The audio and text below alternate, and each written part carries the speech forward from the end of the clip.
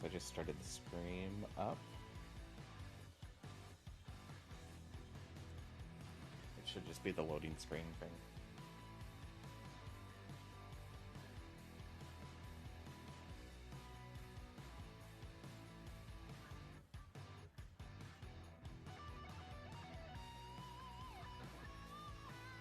All right.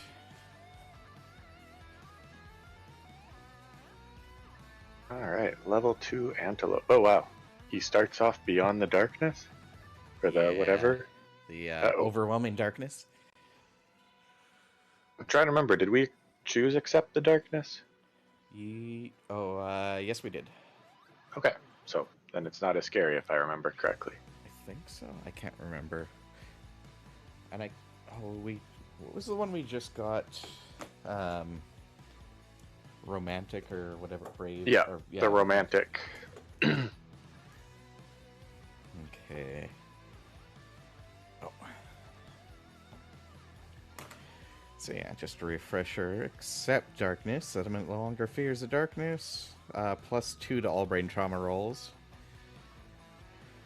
And we have graves right, and which survival. saved our butts because we had that one where we all had to make them a lot, or a few times. Here we go, romantic. Survival. Right, we get to draw 3 +1. fighting arts and choose one whenever we get in a fighting art. That'll be good. Yes. Okay, and how many survival do we get when we depart? Well, that one gave us another +1, so our limit, I think, is now 8. Yeah. But I think we only have one that gives it to us when we leave. Yeah, unfortunately, I think you're right. Jeez, we need to get more of that. Departing Survivor. Hovel gives us a limit +1, and Departing Survivors gain +1 survival. And then don't we always get...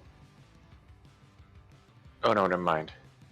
Yeah, don't we always... Oh, no, the always +1 that I've got written down is for the hovel. Yeah. Sculpture, we have to use that at some point. Lantern. Yeah, I think we only have one that gives it to us when we leave. We need to start looking into that. But I know my. So just want to make sure I've got everything right. So we've got hovel, storytelling, language, symposium, paint, bed, inner lantern, and sculpture. So we should have 1, 2, 3, 4, 5, 6, 7, 8 of them. Let's see. Yeah, romantic gives us with survival limit. I'm just saying 8 as in like we have 8 innovations. Oh, 8 innovations? Okay, so there's the 4... I just want to make sure I haven't missed any. 6, 7, 8, 9, 10. Oh, okay, what have I missed then? So I've got on my list hovel, storytelling, language, storytelling, language, symposium, paint, bed, inner lantern, and sculpture. We also have pedal spiral and round stone training. Oh, right, yes, okay. Pedal spiral and round stone training, okay. Those don't give us any boosts or anything, it's just stuff that we can spend endeavors on. Yeah. Okay, so survival... Yeah, let's just make sure survival limit is okay. So we start out with our survival limit's 1. Then we have 1 from romantic,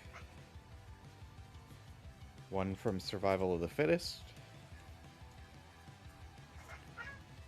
bed, symposium, language, storytelling, and hovel. 2, 3, 4, 5, 6, 7, 8. So yeah, 8 is correct.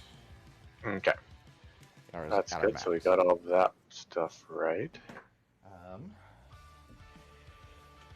Okay. Oh, right, and I got a new weapon, so I will get the evasion from the monster grace. Stone noses, I get a survival and an insanity when we get there. That's when we get there.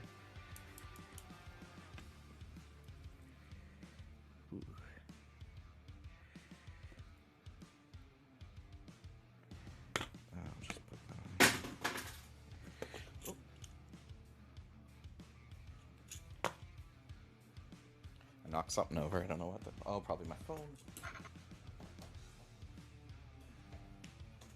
Oh, no. Oh, I just have to check a couple of things.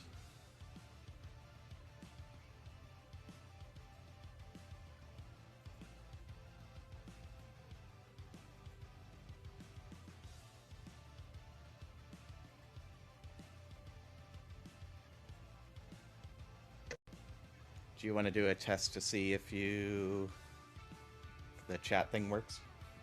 Yep, sure. 1 second here.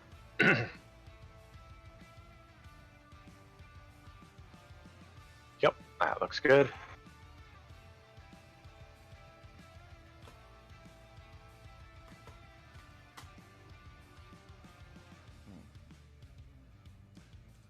having issues with that again.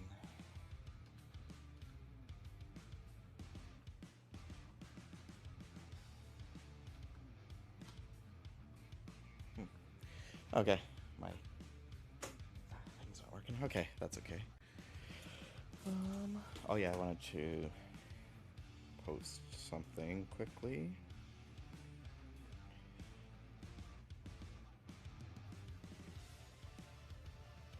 And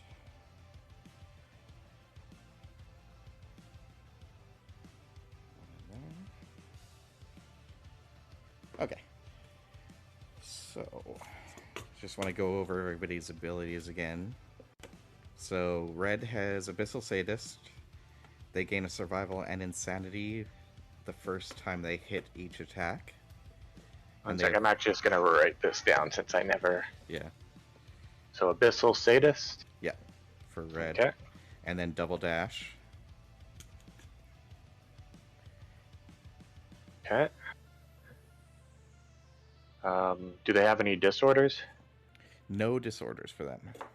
Okay. Your guy has Harvest, Mighty Strike, and Tumble. Then he has Vestophobia and Hoarder. I also have Prepared. Prepared? Yeah. What's Prepared? That's the +2 when rolling for the Straggler. Oh, yeah.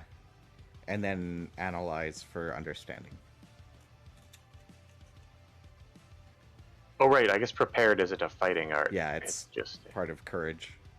Right. I should move that out of my fighting art area so I don't get confused. What is the max number of fighting arts you can have again? 3. 3. Okay, yeah, that makes sense then, yes. Courage. Alright, so... Oh! The Archer has an empty slot. So I can... Oh, right, he has to because of the stupid rock. He picked up that big boulder. Oh, right, his love rock or whatever. Yep. His pet rock. Insight was the one where if I end my turn next to it... You get to see his... Right, his top card. Yeah, at the start of my turn. Okay. Okay, and now you also have the Scavenger Kit. So, when you defeat a monster, you gain 1 random or specific. 1 random basic or 1 random monster resource. And then the usual Monster Grease, Lucky Charm. I think you're down to just hands and head armor. Yes. Yeah. Gloves and the rawhide headband. Yep. I need to really figure out ways to improve my evasion. Yeah. But I'll figure that out. Well, I mean, if we can get rid of that Vestophobia, then you'll have... We can redo everything and get you armor and... Wait, we got the thing where we can do like the trepanning, didn't we? Oh, right, but there's a lot more risk at that. Then. Yeah, it was only a small percentage. Right. Okay, so... Gets +1 evasion, we have that. And survive. He gets 2 survival when he leaves. Jeez. Everything keeps falling off here. Okay, so he has 2 armor everywhere. And yeah, he'll get 1 survival when we leave, so that brings him up to 5. And then he'll get 2 more when he departs, so he's at 7. That's good. The archer also has unrelenting. He can use a survival to re-roll his attack. Oh, if okay. everything misses. And then blue has Thrill Seeker. So that was when they gain a survival, they get another survival. Right, yep. And they're at 6, so they will max out when we leave. For survival? Yeah. And they max out at, 8. Okay, yeah. And they have Nice. Quixotic, plus to survival and plus to strength when insane. Yes. It's one of the only disorders that's good. Which makes it really awesome, because then it's not even using up a fighting art. Yeah. What is they get a survival? When do they get a survival when insane? For which one? Quixotic. How does that one work exactly? I believe it's at the beginning of the showdown, but let me double check. No, never mind. It's when you depart. So if you are insane when you depart, gain +1 survival and +1 strength token. Okay, so I will just write a strength in here. That's a token. All right, and so you have... How many survival do you have on your guy? My guy has... I can't... Is that right? I've got 5 written down, but... On mine it says 3, and you'll get 2 when we leave. Oh, okay. Yeah, I don't know... Okay, so I'll put it at 3 for now. Yeah. You get 1 when we leave, and then you get... Yeah, the rawhide gloves give you 1 when you depart, so you'll get 5 total once we leave. Right. So I'll put you at 5, just so... And then my guy gets 1 when we leave, 1 on arrival, and 2 more when we depart. So 3 and then 4 once we get there. I think that's all I have for survival editions. Arrival.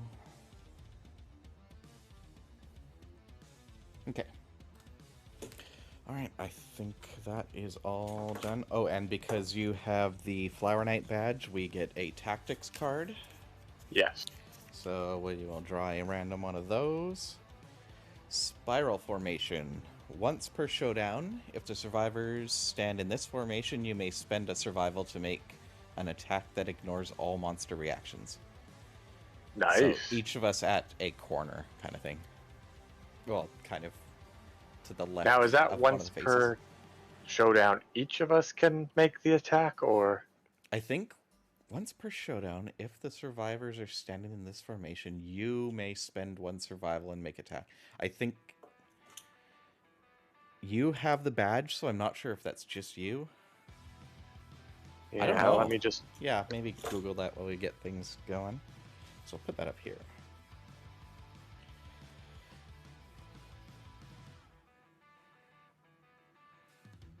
Alright. Who we got watching?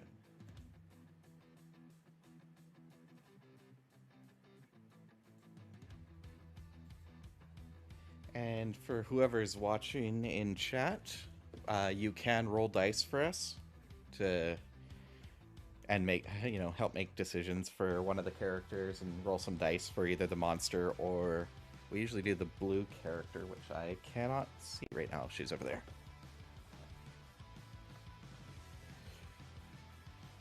All right. Did you check to make sure sound was working? Hold on, let me try. I was running into issues again. For some reason, my Chrome doesn't seem to like it. But let me bring it up in here.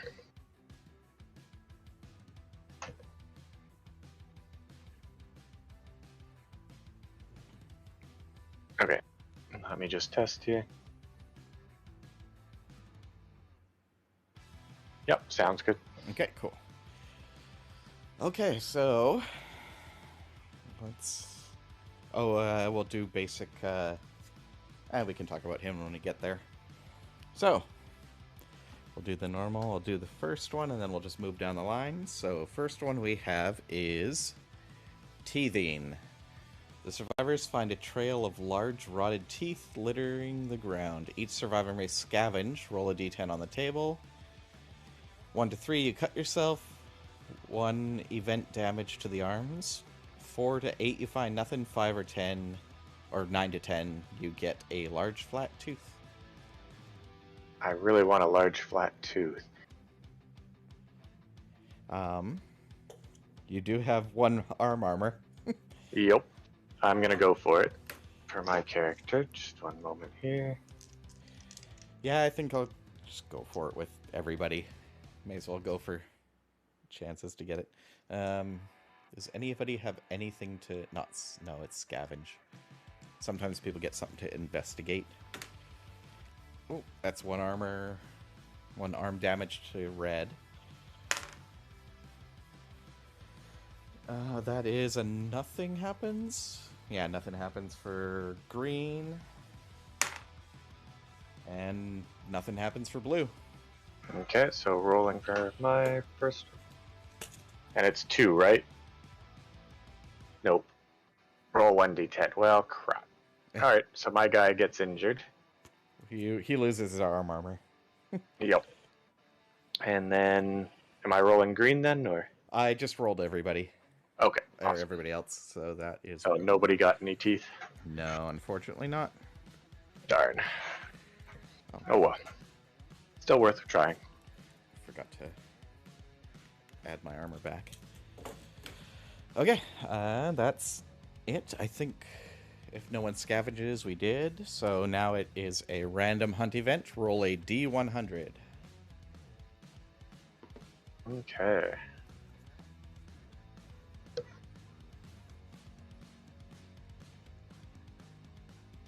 $66.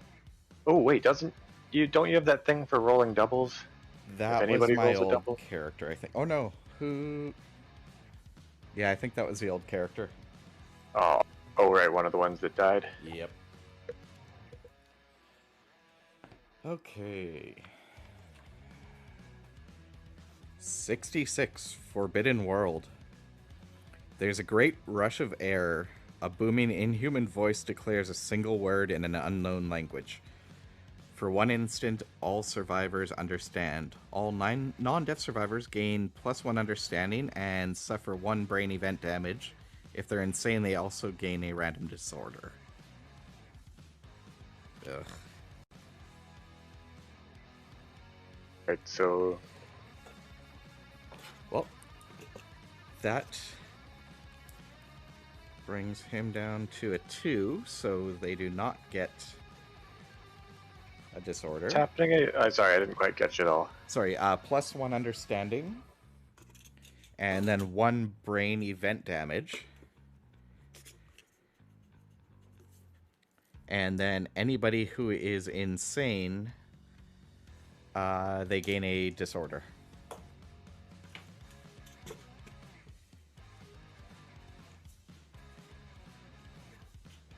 I gotta figure out, what do you have written down for my character for brain insanity?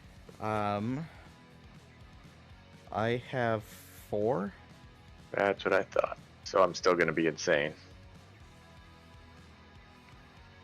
Because that brings me down to 3, and 3 plus is insane, right? Yeah. Just what I need. Same Another with disorder. blue. So do you mind pulling 2 disorders? Yep, so first is mine.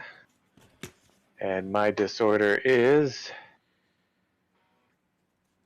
homophobia. Sharp things make you uncomfortable. It's... Oh no, no, please no. Oh, I can't use katars, swords, or anything sharp.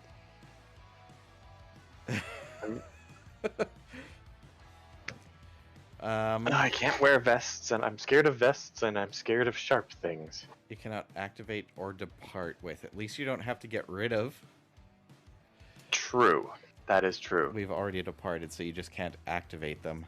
Shit. So I can't use any weapons other than fist and tooth this fight. And other one is Hoarder. Oh, good, another Hoarder. I mean, theoretically we could switch him around, but he's also the sword guy. And you had dagger. I was hoping it was the club guy. The club guy is now the spear guy. Oh, right. So we don't have anyone who's got anything dull. So can't use sharp. Yeah, so axes, swords, spears, daggers, scythes, and katars are no longer valid instruments of doom for me. Oh, of course. Well, at least you got Katar Mastery. That way somebody else can take over and use the proficiency. Yes.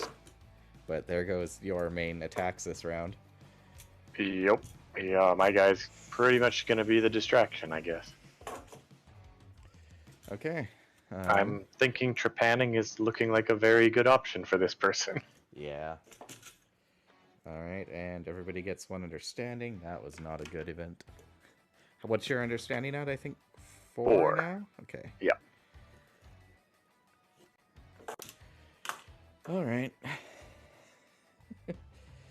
That's not good.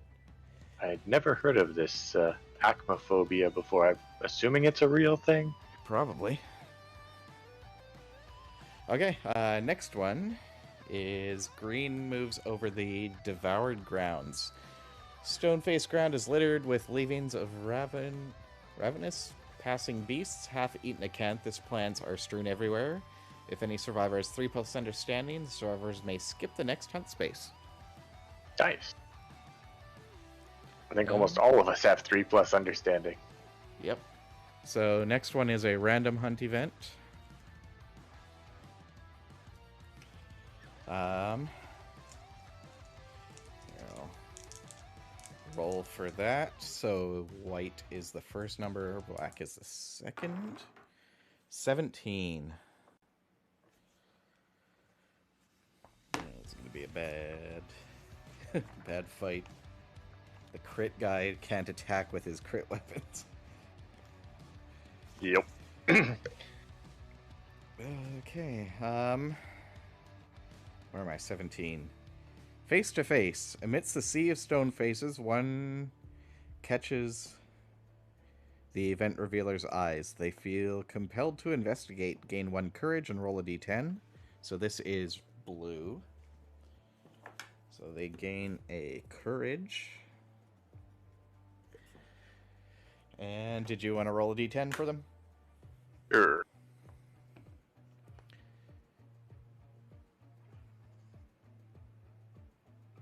8. The face is your own, but a bit older and wiser. Gain 1 survival and 1 understanding. Nice. Alright. Well, that one's good at least. Yeah, well, they're maxed out on survival, so... Okay. Now it is overwhelming darkness. Yay.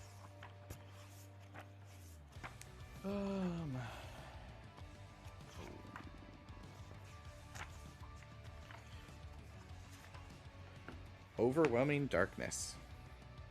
All survivors must determine their paths and walk them simultaneously.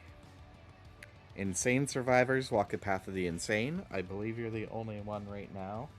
Oh no. You and Blue. We can't choose between the path of the insane or the path of the brave? Oh, was there... Was that a thing? Oh, no, it's just there's the path of the insane, the path of the doomed, and the path of the brave. Oh, 3 survivors with 3 plus courage walk the path of the brave. You have the courage. So yeah, you can choose Path of the Brave.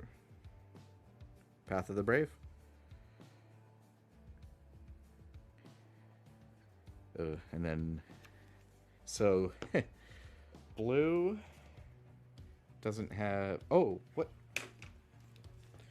Just a second. I may not have. Gain 1 courage for blue. That actually brings them to... I forgot to do that. I just did the understanding. So that gets them to bold the last roll. Oh no, that was blue? That was green. I can't remember. Oh yeah, that was blue. So courage.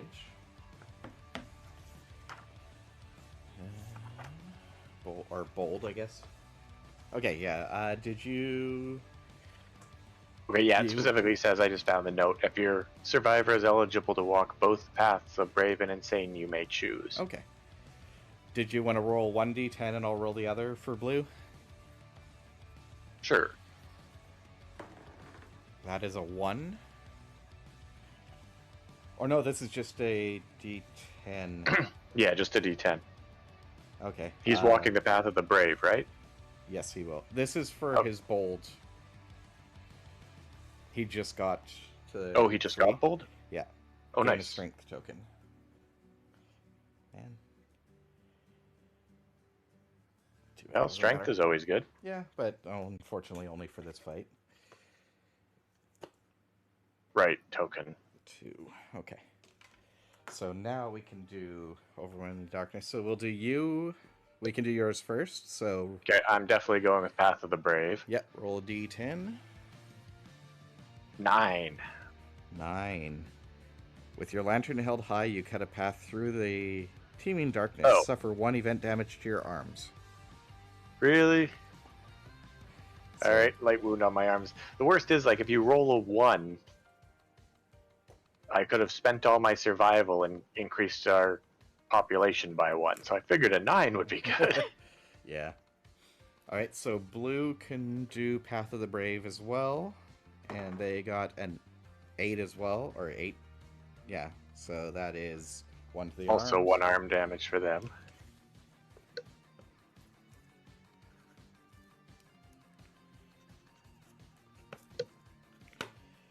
And I think green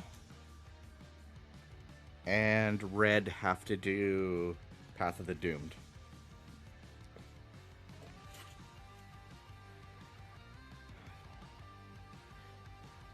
On arrival. Okay, good. Everything is on arrival to give red insanity. Mm. Yeah, because the Path of the Insane is pretty bad. Yeah.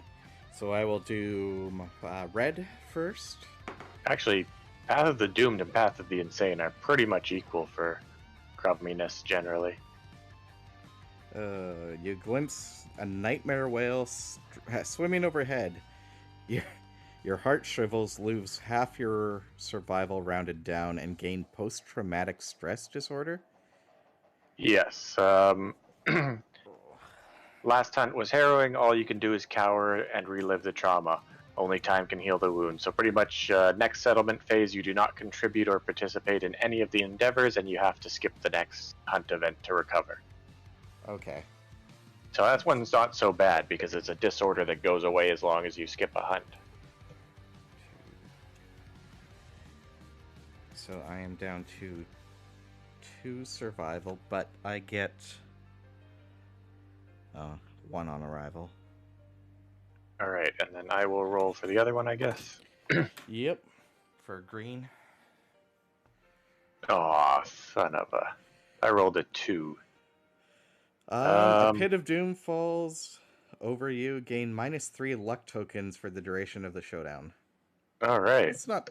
I mean... Not horrible, considering it's can't crit. Okay.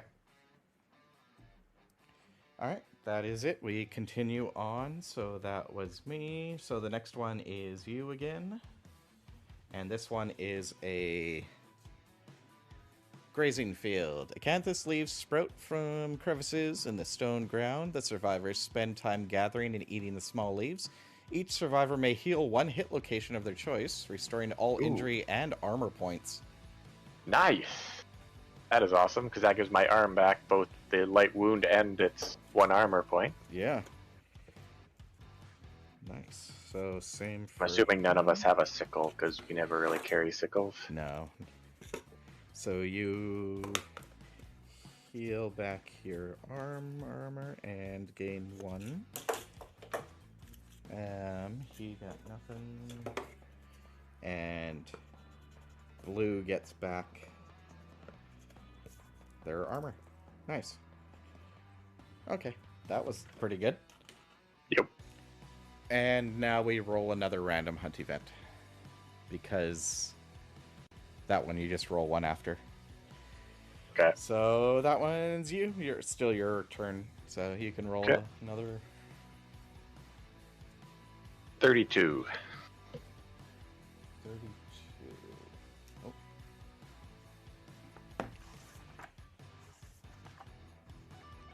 $32. Sudden madness. That sounds good. The event revealer is devastated by a piercing cacophony in their head. Roll a d10. If the result is less or equal to their current insanity, they go mad, lashing out at compatriots. Each of the survivors suffers 1 event damage to a random hit location before they gain revealer gains a control of themselves. If the event revealer has crazed fighting art, which you don't, gain 10 insanity and 2 understand. So roll a d10. And don't roll a 3 or lower. Got it. 5. Alright. So then we are fine. Okay, so then just nothing happens at all? You are...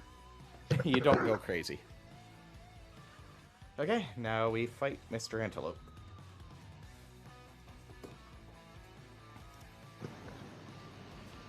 Okay, let's see here.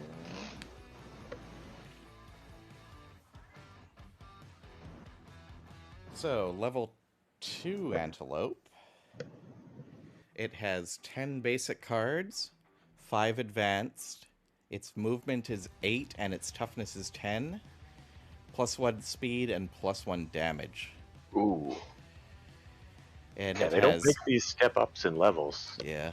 And it Small. has Trample and Diabolical. Trample's one where you take damage if he runs through you. And Diabolical, at the end of the monster's turn, target a random survivor in the Trample Zone. Trample Zone is directly forward, backwards, left, or right. So we want to be on angles at the end of the round. Oh no, he's going to move anyway. So he'll do his attack and then trample somebody. So this is going to be a good one to watch. AI. And what does it do after? Just full moves and pretty much tramples them, I guess? Sorry, missed that. Full move through the target. If there's no target, full move forward. So he runs around a lot. Oh, this is going to be really painful. But you do have the rawhide headband, so I think you're going to be looking at a lot of AI. Yes. And then fist and beyond tooth. that, all I can do is punch him. Punch and bite. Okay. And we do have that spiral formation. Did you end up looking that up? So it doesn't sound like there's much information on it. As far as I can tell, most people seem to think it's the person who has the badge, or at least or the positive. Generally, it seems like it's either people think it's the person who has it, or it's the group that can use it once per showdown. Okay. So, I don't know, we can make a choice. Let's just say the group can use it, because why not? That makes sense. I mean, the chances are we're never going to get into that formation, just because it's really hard, but we'll see what happens. So, he has the normal 6 acanthus plants. You've seen those many times. Yep. We have the normal bug patch that he always has.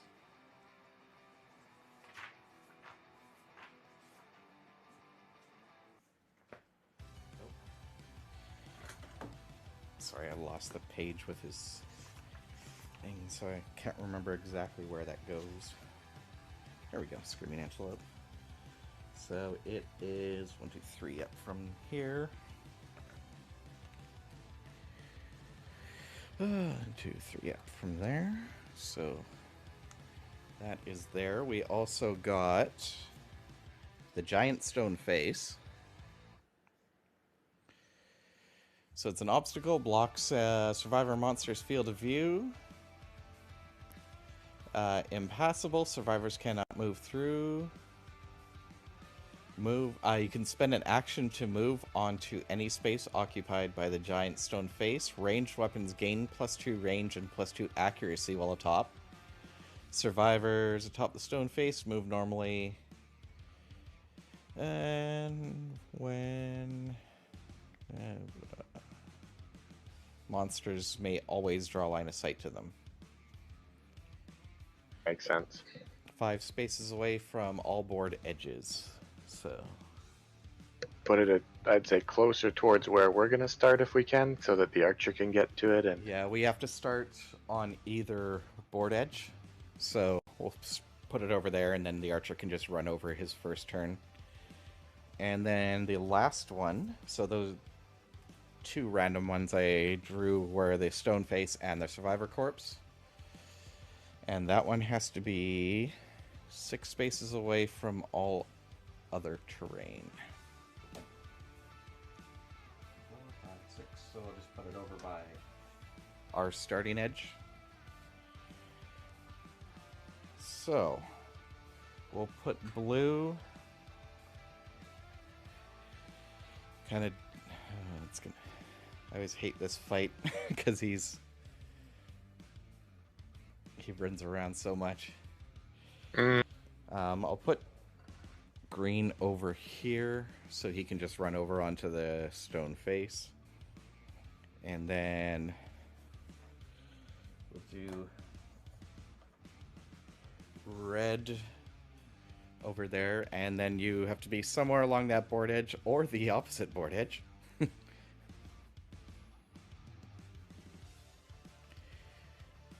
Did you want to be kind of opposite to where green is, a couple spaces away, like past red? Yeah, sure, might as well. I mean, I'm probably going to spend a bunch of my turn running around collecting resources, possibly, so... Yeah, you can grab stuff and then look at AI cards. Okay, that's about all we can really do.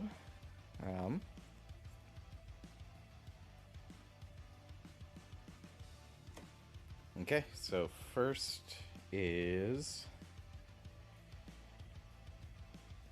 the monster. So he does chow down. If there are no acanthus, discard full move to the closest acanthus. So oh, right, this is the one where literally he just keeps on doing chow down until... Consumes, archive the terrain, perform... heal. He can't heal because there's no cards taken, and place it on the deck instead of discarding it. So we know that's coming up next unless we move it. So he'll eat this acanthus, and then at the end of every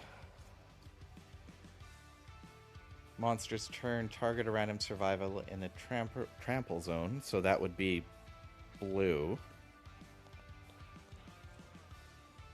8, 9. So he would run into the board edge and knock blue over. What were the rules if they land on top of somebody again? If they land on top of somebody? I know he takes... I seem to recall it's not great, but... Actually...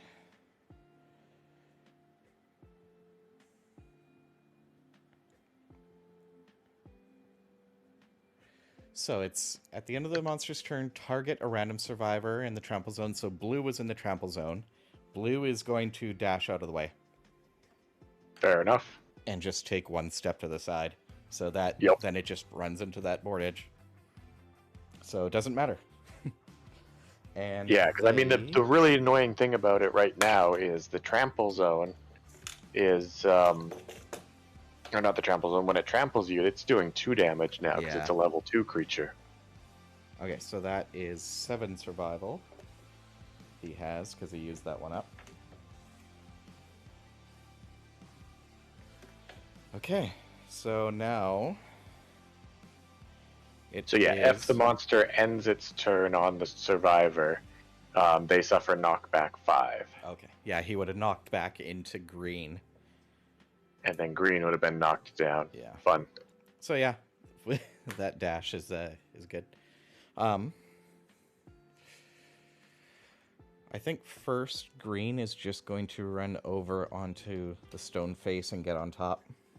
Yeah, that's a good idea. Especially since it sounds like not even the monster can move through the stone face. I think he can just move on top of it. Ah.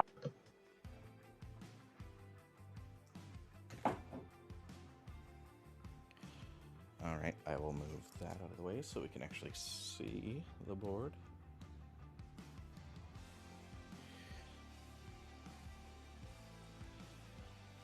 Okay, so that was green. How are they? Oh, they have 7 survival. It was an action to get on top, so he can't... I mean, he moved in action, so he can't attack anyway. He could either... Oh, clawhead arrow.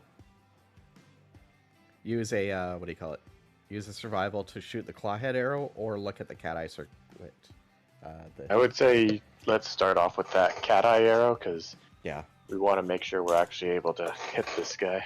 Okay, so he uses survival, but he gains it back. And now he is on the stone face, which gives him +2 to accuracy with ranged weapons. So, clawhead arrow is a 6+ to hit, so 4+ to hit. That is a 9. So, hit location, and he does get a -1 evasion now because of the clawhead arrow, whether it damages or not. So we'll keep that in mind for next. So he has reflex. If the attacker with a melee weapon is melee, which luckily they're not, because this one sucks. Consumes your weapon. Archive the gear. Wow. Dismembered civilian. Okay, good thing Archer got this one. Mm-hmm. And so strength is 6, 7, 8. So what's his toughness? Was a 10, I think? Yes. Toughness is a 10, so 2+. That is a 10. Unfortunately, they can't crit.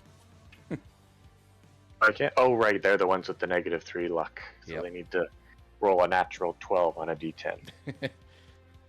Alright, well, it is still a wound, so that gets rid of Chow Down. And...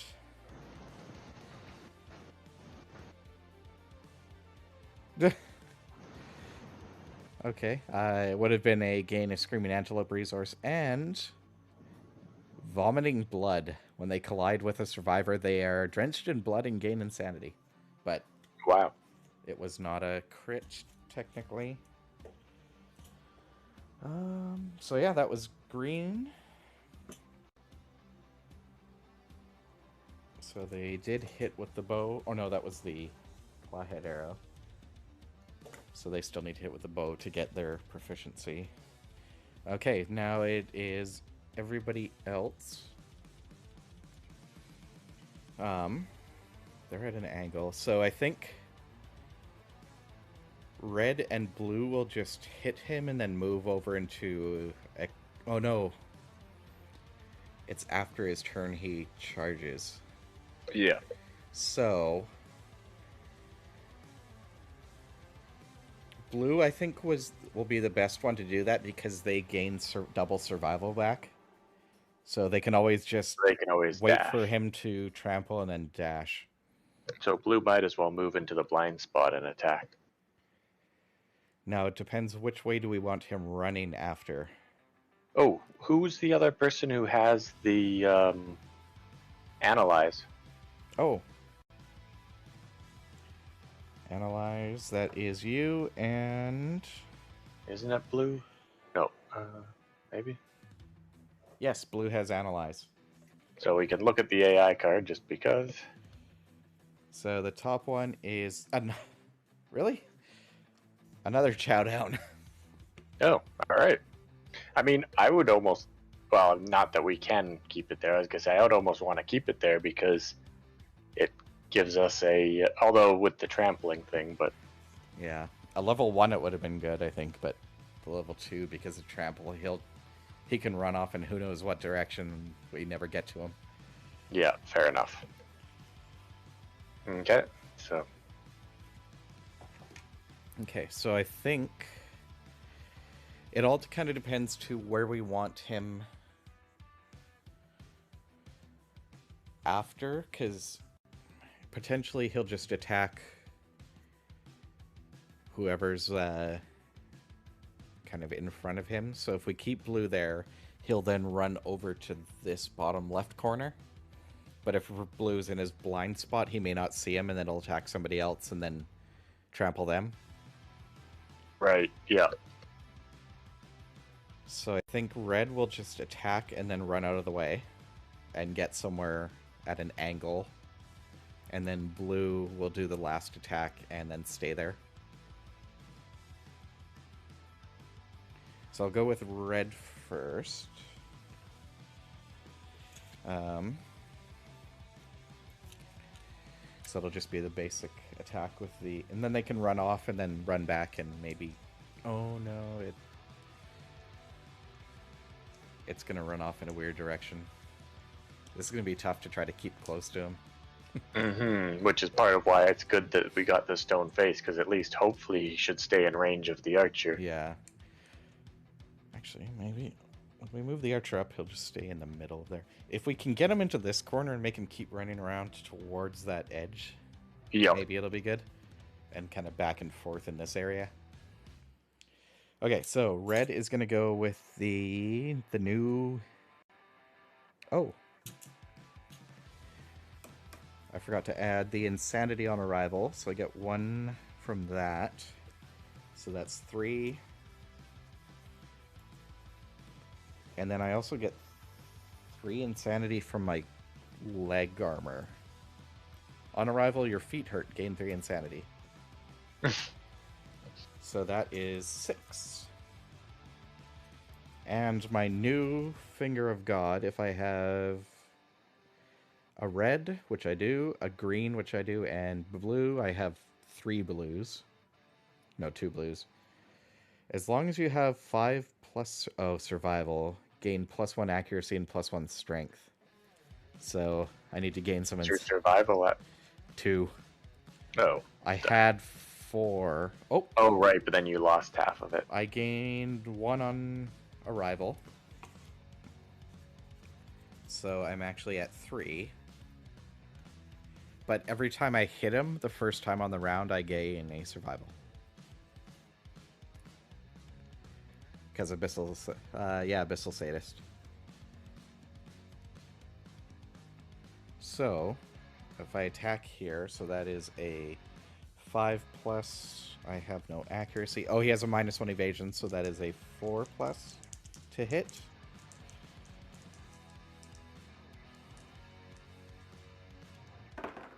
So that is a 10 and an 8, so that's 2 hits.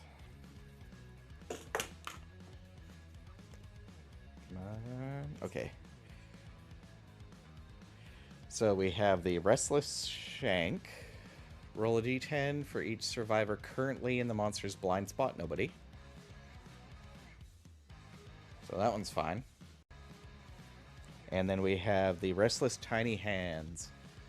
On a failure, you gain insanity, lose your composure, spend spend an action before you can do anything, so he loses a turn, basically. Yep. Okay, so that's on a failure. I will... I mean, he only loses the attack part of his turn. He can still move. So I will do this one first. And what's his strength is 5 for the weapon. 6, 7. No other bonuses. So 3 plus. That is a natural 10. Nice. So crit, gain a resource. Nice. I don't know if I shuffled these, so I will do that right now. Ooh, you're insane. Oh, you don't have 5 survival. Oh. Gain a permanent movement. Permanent movement's good. All right, yeah, it could have been a better one. Yeah. Okay, so the basic resource is a shank bone. Or the Antelope resource. Yeah. Okay.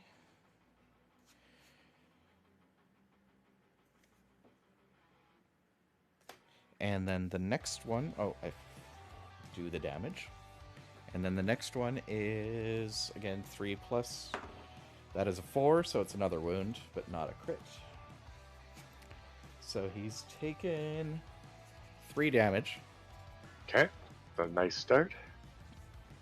Better than some of these ones where we've barely been able to hurt them for the first 5 or 6 rounds. Looking at you, Kingsman. Yeah, so he's going to move over there. That way he can try to run this way, because the... Oh, yep. It's to there, so that'll be 1, 2, 3, 4, 5. He'll get enough movement to do this slam thing, as long as he attacks blue. So, what did you want to do? I'll use my headband to reveal the top 2 AI cards. Okay. Infested and Ram. So, Infested. Good. My gains wasn't toughness. Not a good. Discovering the ticks is gruesome. Roll a d10 for each survivor. On a result of 6 plus, suffer brain damage. Draw an AI card. When survivor ends their attack adjacent to the monster, roll a d10 on a result of 1. They're infested with ticks and gain -1 strength. Ooh. So we want to get rid of this one. Does blue still have their attack? Oh yeah, they attack with the sword and the dagger. Okay, so let's leave infested probably on the top. Yeah. What's the other one? Ram. Furthest threat in range, not good. That'd be the archer. Okay. 1 so speed.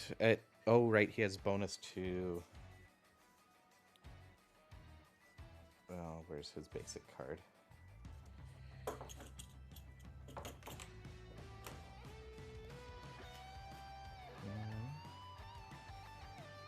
Right over there. So he has +1 speed, +1 damage. Yep. Right. Yeah, he's scary. So what I'll do is I will put the ram on the bottom, the infested on the top. Yep. And then I'm going to pretty much run 8 spaces in a straight line away from the board edge. Get towards that acanthus. Alright, so that gets you... Actually, maybe move me back 1 and down 1. Okay. Down 1? There we go. Okay. And this way, if Ram does go off, he'll come after me and not the archer. Okay. Alright, now blue is going to go. So, I found another die. Okay, so first is with the sword. Now, what was the sword specialization? Oh yeah, they can choose the location before they make the damage. Well, yeah, they roll on their first one. They roll their first hit thing, and then once they determine if it hits or not, then they pick what order they're attacking things in. So it is 5 plus to hit. Oh no, they have no bonuses to any of that. Okay, so it's 2 speed, 5 plus to hit because of his -1 evasion. That's a 7 and a 3, so 1 hits. The furry throat. If you hit with a club or shield, nope. So it's just a basic attack. So his strength is only 2 with that, but he's got 2 strength tokens from various things, and then 2 natural strength. So that is a 6. So 4 plus to wound. What's the toughness on this guy? I thought he was like 13 or something. He's a 10. Oh, okay. That is a 6, so that's a wound. Nice. So we got there goes that annoying trait. Ticks or whatever that was. Yep, infestation. And now, because he's using blood paint, he can attack with the speaker cult knife.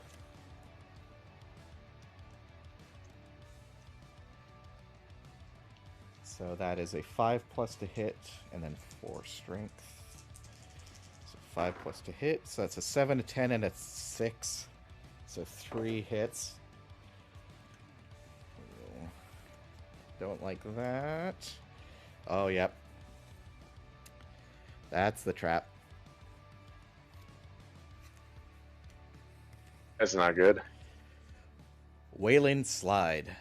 The screaming antelope panics. Its undermouth unleashes an inhuman wail. It bucks wildly and leaps into the air. The attacker is doomed. All survivors adjacent to the monster, which is just blue, suffer 2 brain damage per monster level. Oof. Ouch, that's knockback 5 and are knocked down. The monster lands on its belly, begins to slide on its teeth, turn the monster directly away from the attacker, and full move forward in a straight line. Good thing you weren't there. Yeah. So, 2, 3, 4, 5. Knocked down. And how much brain damage? 2 per level, so that's 4. So, luckily he had 3, so it's just a light check mark. And then he will full move, which is 8 away.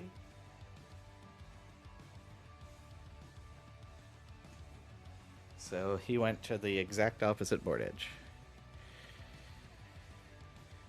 Okay. That was not the best. But we got rid of that one tick thing. And I will reshuffle all these.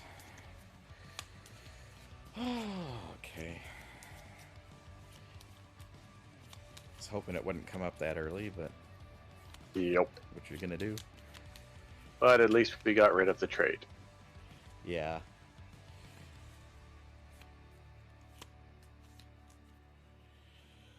Okay. So that is the end of Blue's turn.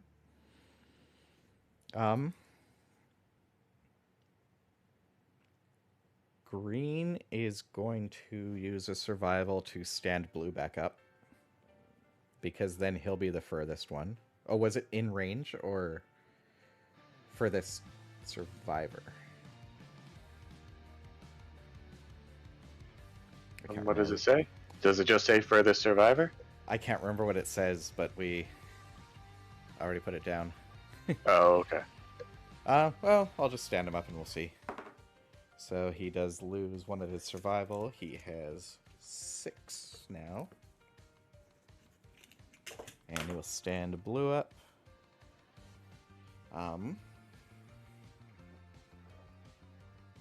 Blue is going to use a surge to look at the top 2 AI. And he will keep... Actually, he will gain back an extra survival. Because when he gains 1, he gains 2. So he's back up to max. And we'll look at the top 2. So Ram, furthest threat in range. Run down. Full move in the direction the monster is facing. And turn to face the closest survivor. Oh, I don't think either of... Furthest survivor in range. So that would be... 5, 6, 7, 8. That'd be red or...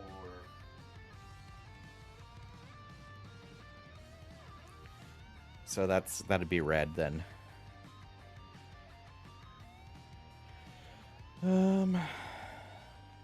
Oh, The range, or am I just not as far? Red did damage, right? Yes. Red attack. So she gains survival.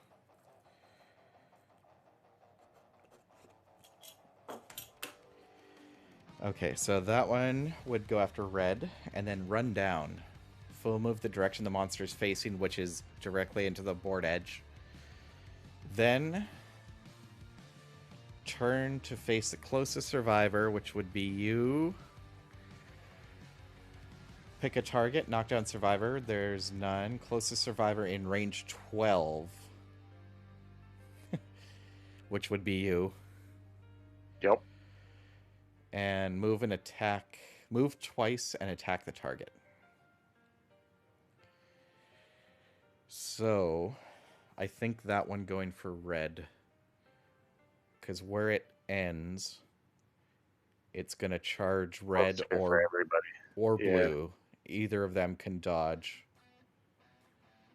Because we don't want it running towards you or green. Okay, so I will do Ram on top. Or blue still has a dash they could use.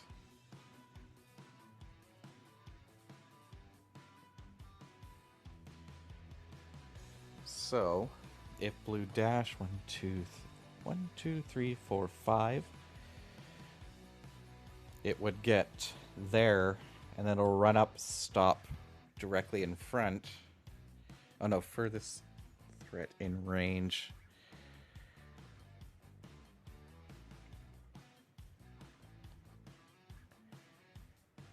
Uh, 6, 7, 8. It'd have to go there, and then it's still the same thing.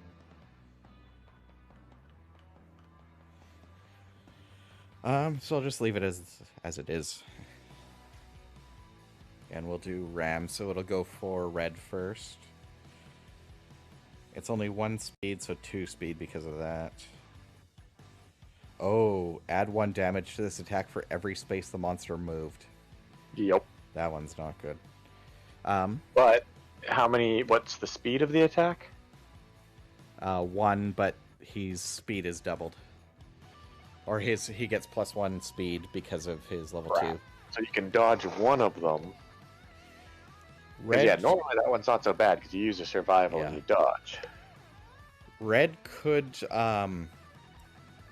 did they dash already? No, they just moved. So it could, basically the way it works is it picks a target, and then I could move, and it'll move its max. Yeah. So I think I will do that. So we'll let Ram go on top. And then our turn ends. So Ram will go. It'll pick red.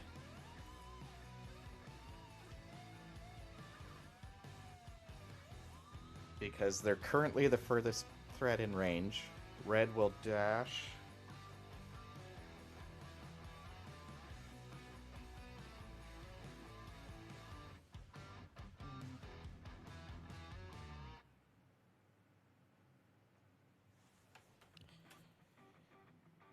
Should I go there or...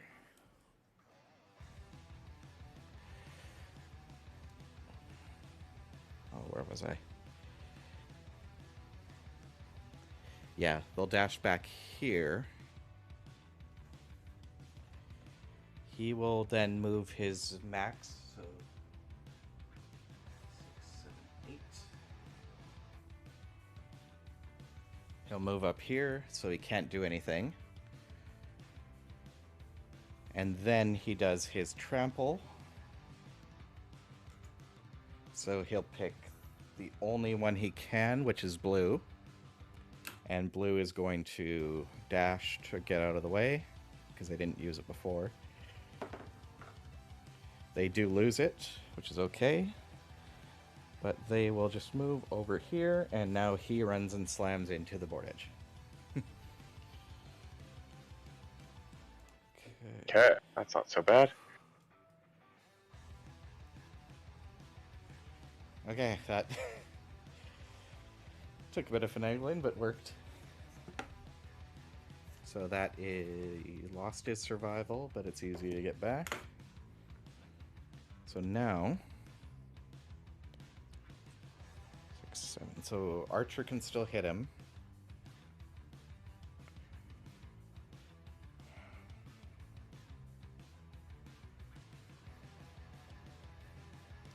We'll let you go first. So what did you want to do? I mean, You're kind of... Is there a range on how far I can be to look at AI cards? Nope. So we've got two options. Either I could go last and look at his AI cards, or I can just go and try to pick some Acanthus. So I think we're down to only one dried Acanthus. I think so.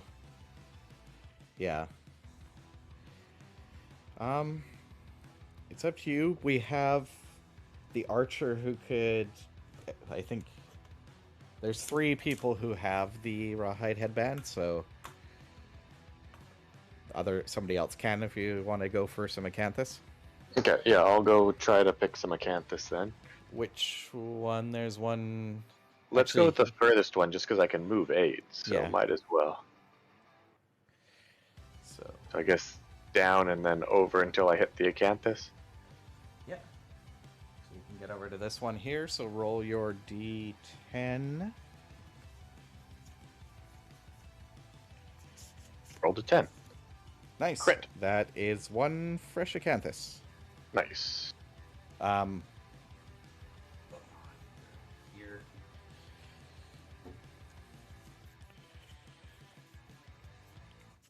Fresh Acanthus. Archive this to heal when you want to hit location. Nah. We'll keep that for some dried Acanthus. Yep. Okay, so that one is gone. Okay, now we have...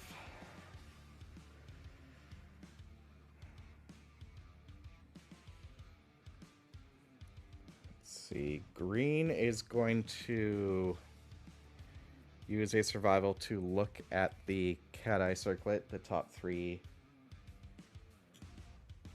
hit locations. And they do lose their survival. Or use it. They're not really losing it. 2, 3. Please don't be a trap already. Okay, we have the giant teeth. Super dense. Frail weapons, so don't hit this one with the sword.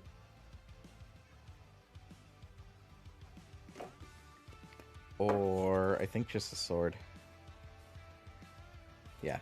So we'll go with maybe the archer first to try to hit this one. Yep. Or red. We have the Restless inner thigh. On a wound, Screaming Antelope gains -1 movement. Not bad on a wound. And the other one is the Restless muzzle. If you hit with a clever shield, nobody has that. So actually not bad at all. Yeah, might as well put it on top and have the archer shoot. Yeah. Okay, so Archer is going to go. Now, they get +2 because they're on the stone face. And they can... I always forget about this. When you attack before rolling to hit, you may reduce the speed of the weapon by 1 to gain +2 accuracy. So it's a 7 to hit, 6-5 because he's on the stone face. I could bring it down to a 3+ to hit.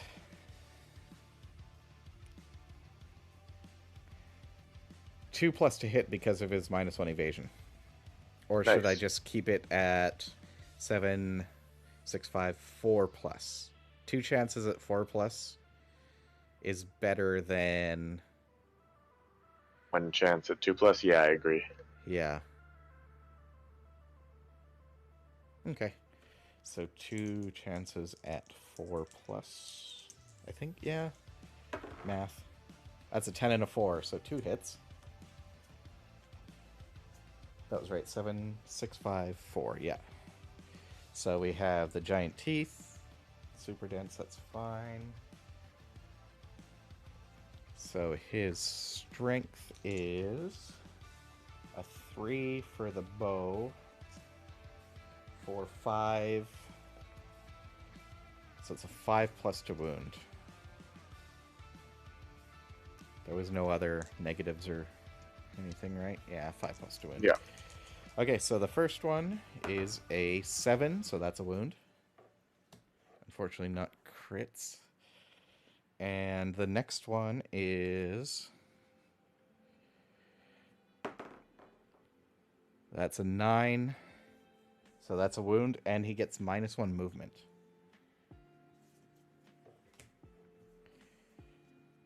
Because that's on a wound, right? Yeah. Okay, not bad. 2 wounds, and...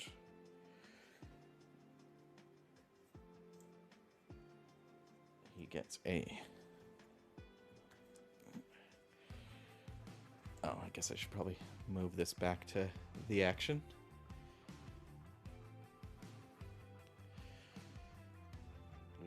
That's a bit better. Okay, so that was green. They did a couple hits, which is good. 2, 4, 5, 6, 7, 8 left in there. 2 in the discard, so we've done 5 out of the 15. Okay, well, I mean, that's a third. That's Yeah. not bad. So now... Oh, red has range. Reach 2. Right. I So keep forgetting about that. She could just move to the angle. Yep, and attack from there.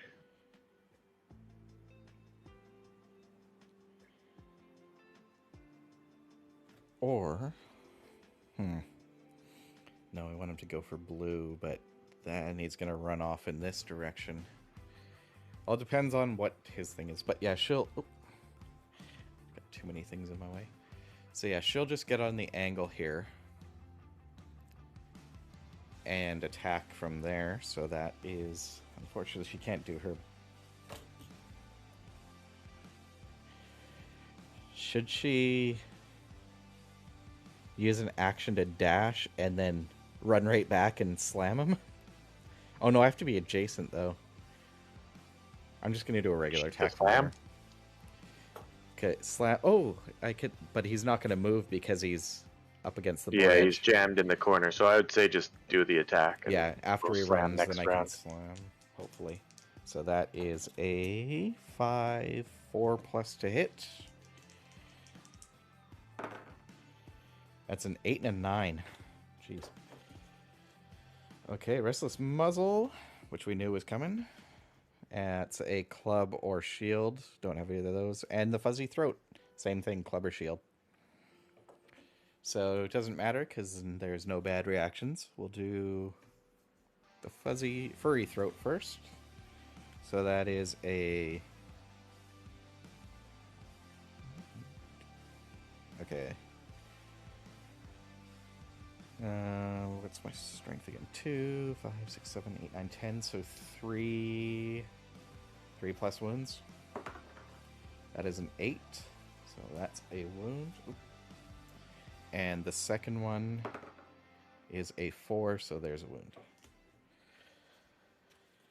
Okay, so now it is Blue's turn. Did you want to roll for Blue? Sure. So, Blue... Yeah, then we can surge with green to look at the AI to choose which one we like better. Okay, so blue. So we have the blood paint, which means they do attack with the sword first. So sword is 6, 5 plus to hit because it was -1. So 2 attacks.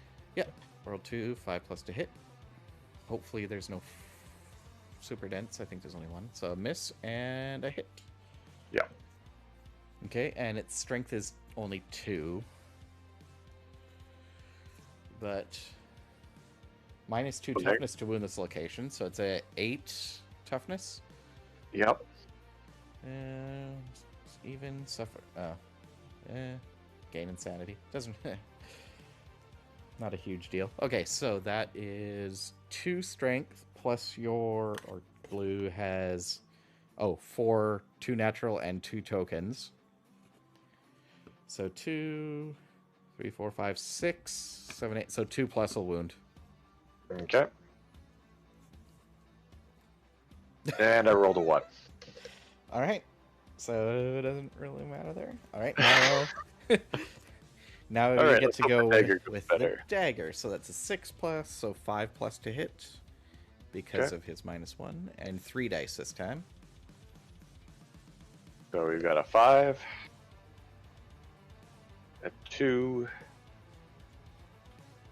and another 2. So 1 hit. Okay, ferocious spasm. Oh. Reflex.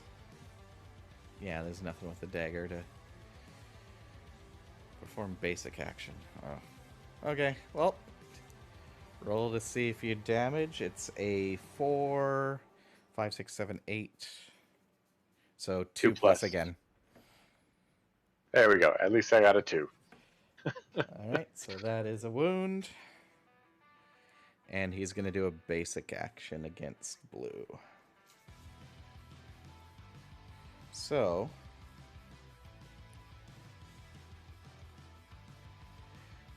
basic action. It picks him and then move an attack. So it'll just turn to face him.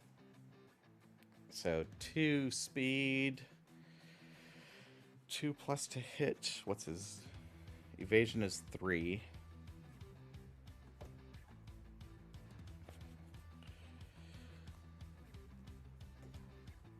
So it's actually a 3 speed then, right?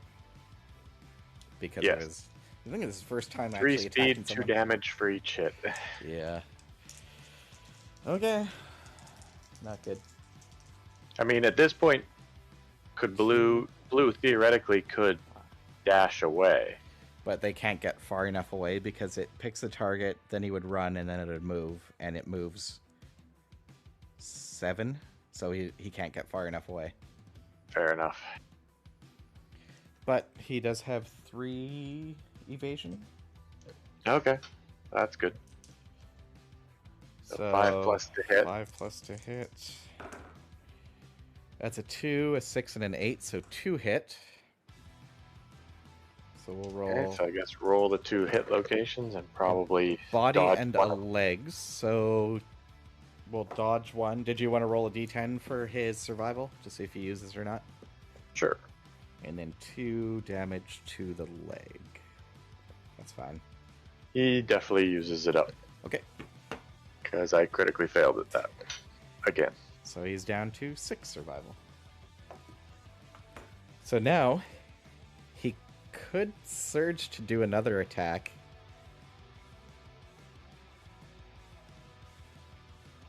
Yeah, theoretically, if we want to just try to get through this thing before it has time to...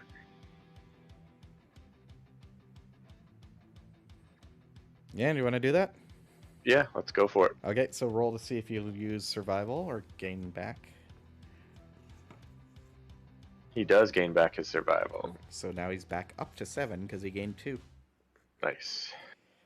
I mean, with friggin' Thrill Seeker, you basically have unlimited survival if you have the Rawhide set. Yeah. Because, yeah, you have a 50% chance of gaining it back, and an extra when one. you gain it back, you get double, so average, you should, theoretically. You should lose one turn and then gain 2, yeah.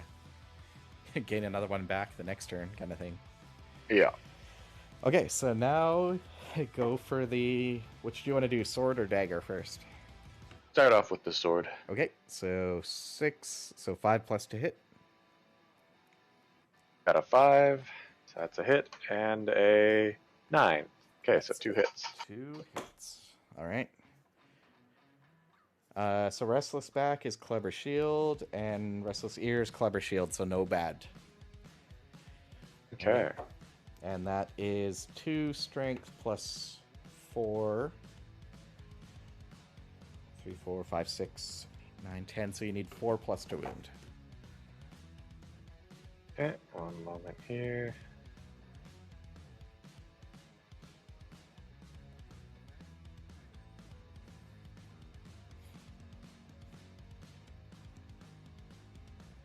Is it not going?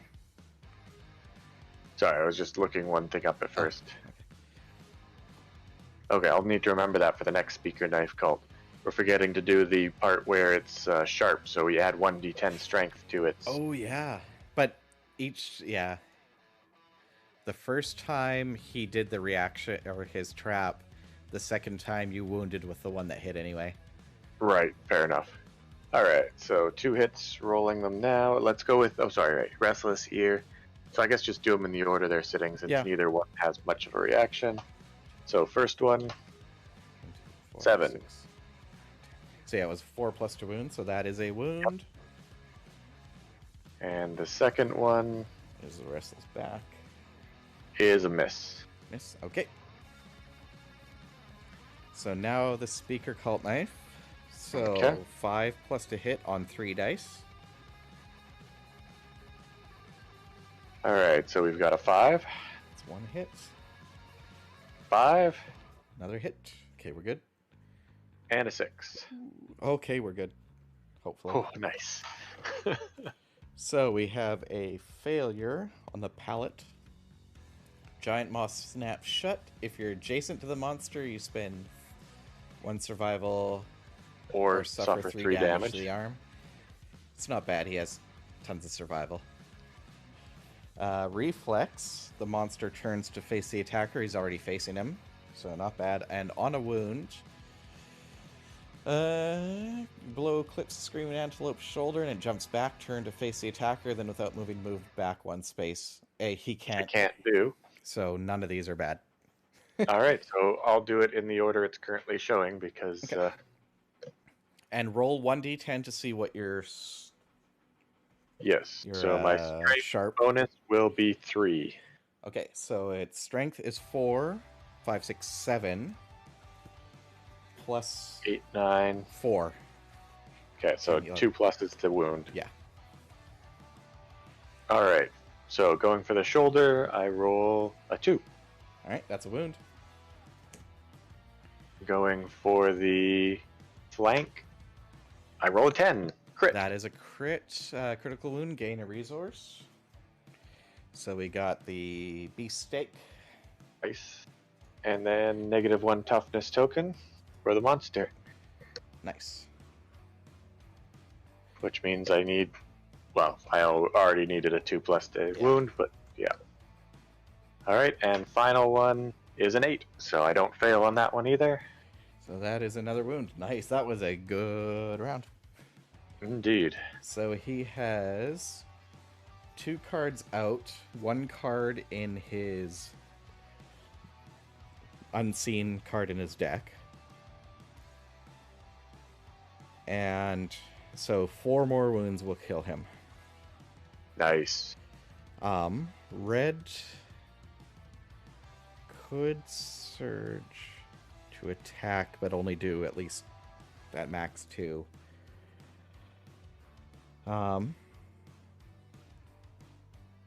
We could surge with green to look at the rawhide headband.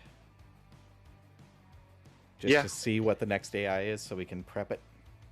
Sounds good. Or we can use my guy. Well, I mean, yeah, we can also use up my guy's survival if we want, because it's a question of are we going to use him in the future. Yeah. Green can keep their survival anyway, so... Okay, fair enough. So I will roll to see. They do lose it. That's okay.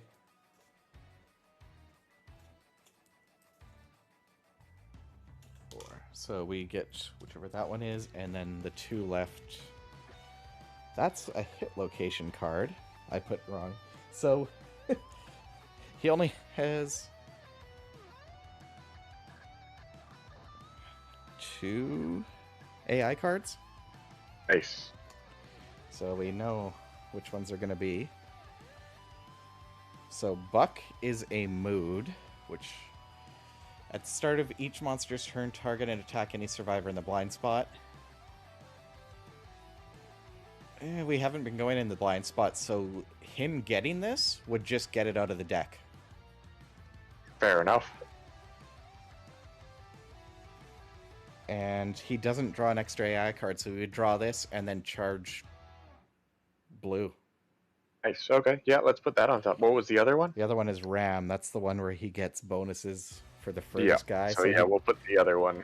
He would run through red to get to green. So yeah, we'll do Buck on top.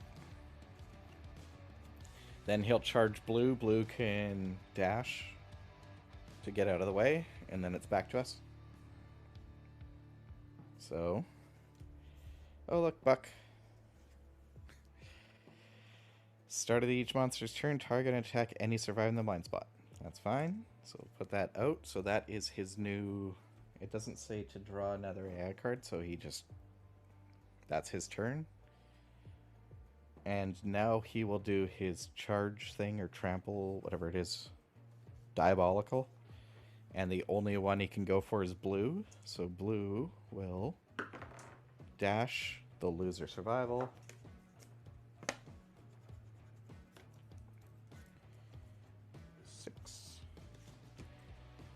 So they will go 1, 2, 3, 4, 5.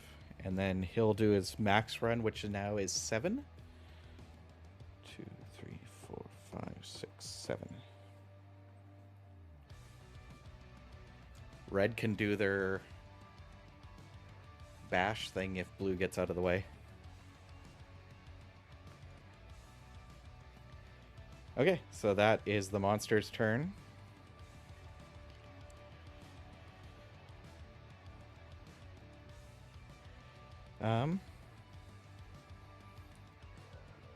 Let's see here. What do you think? What should we get? Well, you can go pick another Acanthus if you want. Yeah, that's what I'm thinking for my guy, just because he can't do too much else. All right, roll a d10. And heck, if I get enough Acanthus, he can just stick some Acanthus in his stash. Yeah. Is that a 8? No, that's a 2. Oh, 8 was a previous roll. So 2, you suffer 1 armor damage. Alright, I am out of armor. You keep getting hit in the arms, but you keep getting it back. Yep. Okay, so that was you. Everybody else has done damage with their weapon, so...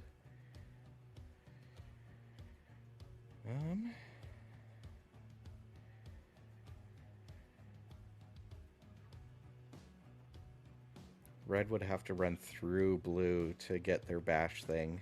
So I think blue can just run in the blind spot and then try to get him.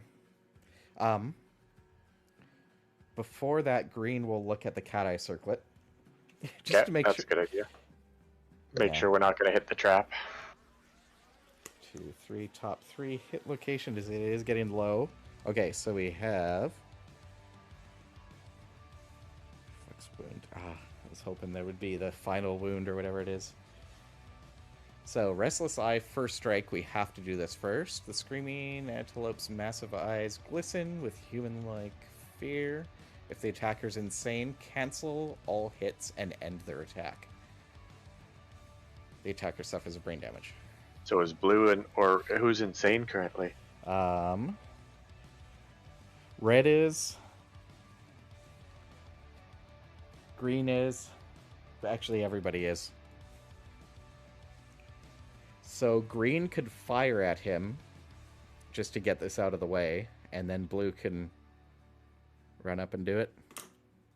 Yep, fair enough. And then after that, there's a reflex. If attacking with a melee weapon, monster consumes your weapon. So we can try to get both of those out of the way with green.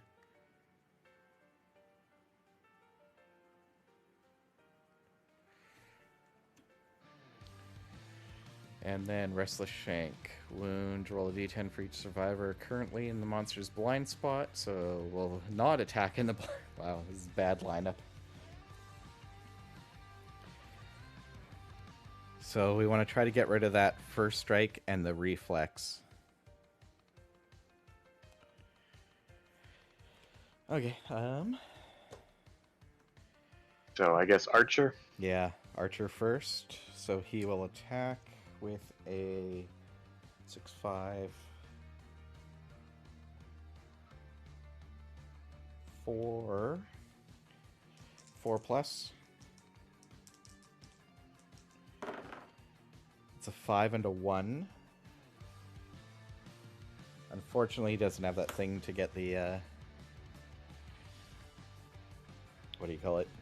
The reroll, because he would need weapon proficiency, and he didn't do damage last time. So, okay, so first strike.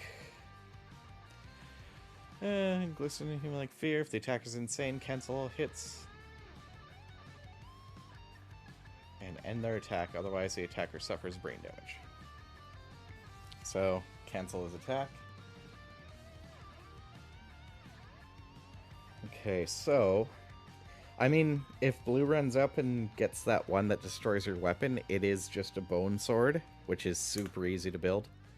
Yep. So, and we know not to run up into the butt because he'll attack there. Correct. So he 2, 3, 4, 5. Okay, so he'll just run up there. Did you want to roll for him again? Okay. So that Let's do is this. 2 So- speed, 5. Which part was the super dense? Or did we have one coming up? No, Or- it was the if you roll a 1 or 2 to wound, Right, it eats it. Okay, it yeah. eats it. So we're looking. So I'll for that attack for with the sword first Yeah. then.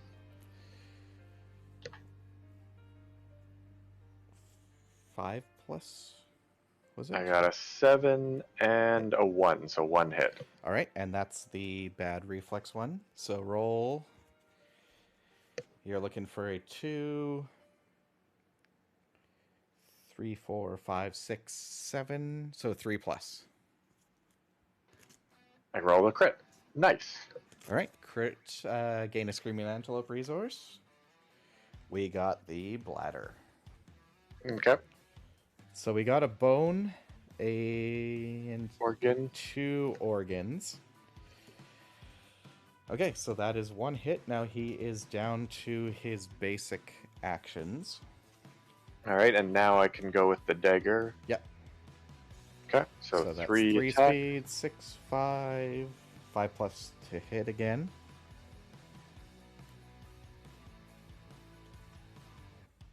Oops. 5, 9, and a 4, so 2 hits. A 5, 9, and a 4, so 2 more hits. Awesome. And I'll roll my d10 for my bonus strength. 7 bonus strength, so definitely 2 plus to hit. Okay, so we'll do the Restless Shank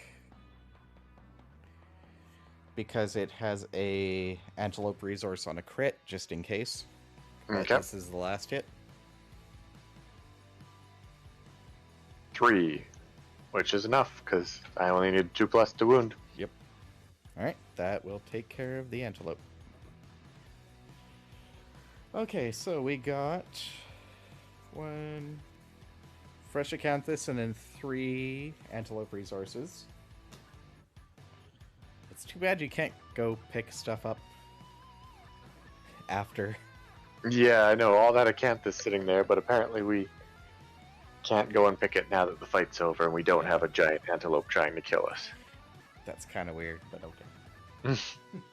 So, victory, level 2 plus, so everybody gets 2 hunt XP and 1 proficiency level. So unfortunately your guy doesn't get that proficiency because he didn't attack. Yep. Well, I mean, he's already max proficiency anyways. Yeah. This is the first fight with spear, so he gets that. And then 2.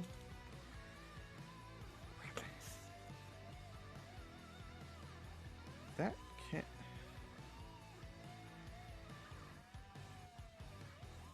Oh, right, I had something. Give me a bunch of age. Oh, yeah, The Phoenix. Phoenix aged my guy up because I was like, how the hell is he already this high? He's only done like 2 fights. Okay. That's... Eh. Okay, your guy gets 2. So he's close to the next milestone. But possibly useless. 2 for him, and he gets his weapon proficiency. And 1, 2. He gets 1 for fist and tooth.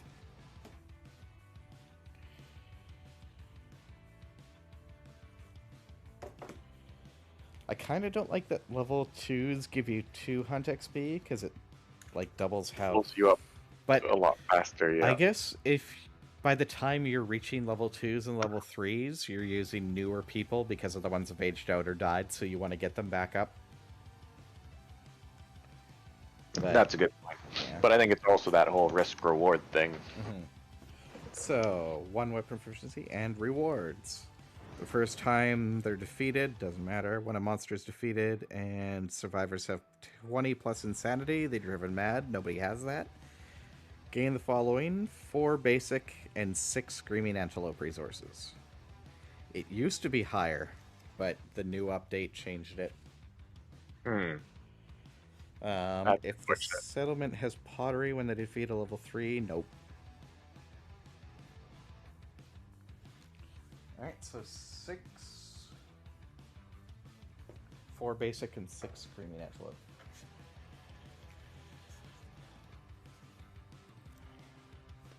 Two, 3, 4, 1, 2, 6. So screaming antelope resources.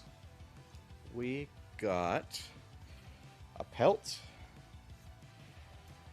a shank bone, some muscly gums. There's your large flat tooth. Not that it helps now. No. I guess we'll be sticking this Nope. new character in there. And the survivor of your choice gains +1 insanity. Oh yeah.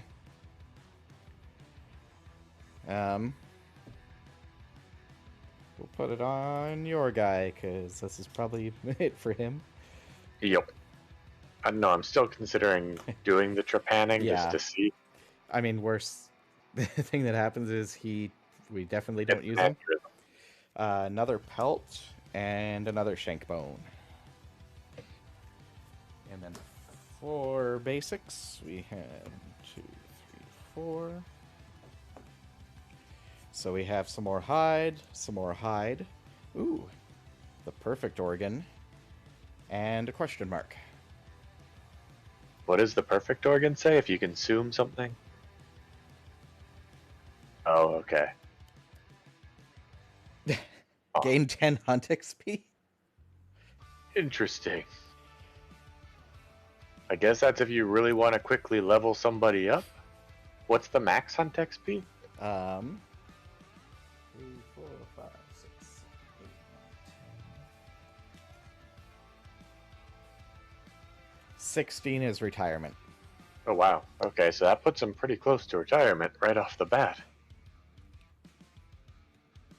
I know one good way to use it. What? You can put it on a shitty character and have them be murder bait. Because they always go for the highest hunt XP. Yep, fair enough. So if you get a shitty guy in there, make him eat that, and boom. That is a good point. I wonder, when they say that it always goes for the highest hunt XP, does that include your retirees? I believe so. Okay. Okay, so that is... Where is my sheet? Okay, I will get this back out. Okay, so that was blue that got the kill, so we'll put them on the path. Why is that being so funny? Yeah. Okay.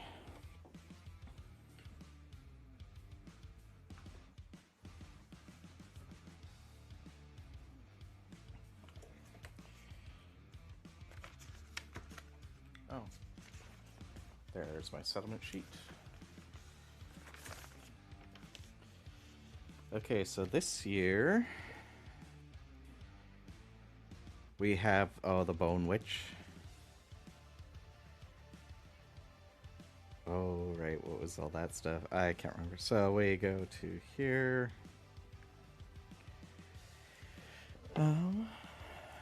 What's first? Survivors return, gain endeavors. So I think one of us has Tinkerer.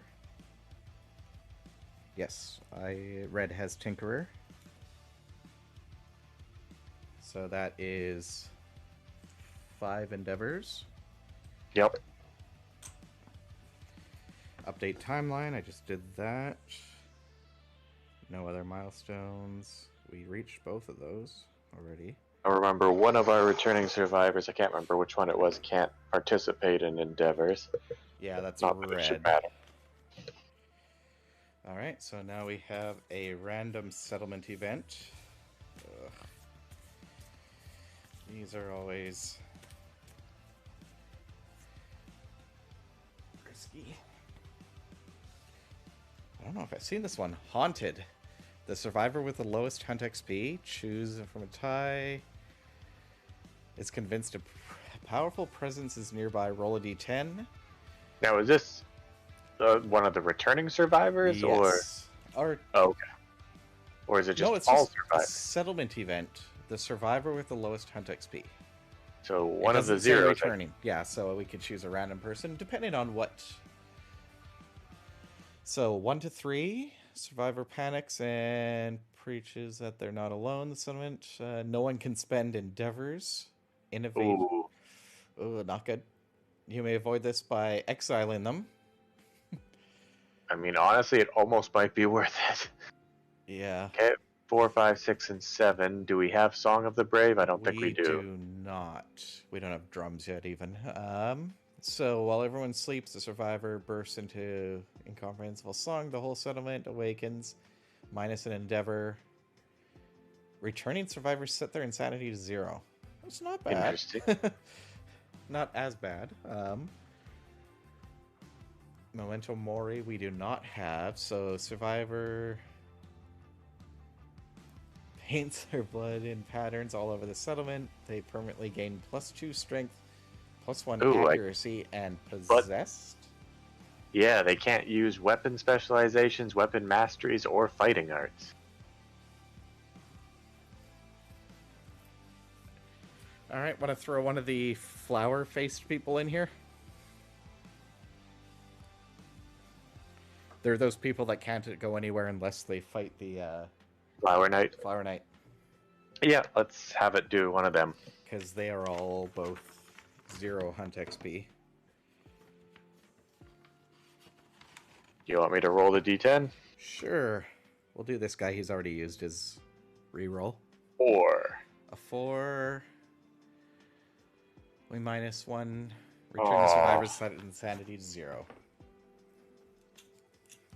I mean, this insanity 0 could be handy, although it's, depending on who we're fighting, having a bit of insanity is nice. Yeah. But losing an endeavor kind of sucks. Yeah. 0. They have 1 anyway. Okay. Not as bad as some. 1 endeavor. We have an extra one from the Tinkerer, so it's not super bad. But we do have Bone Witch. Oh!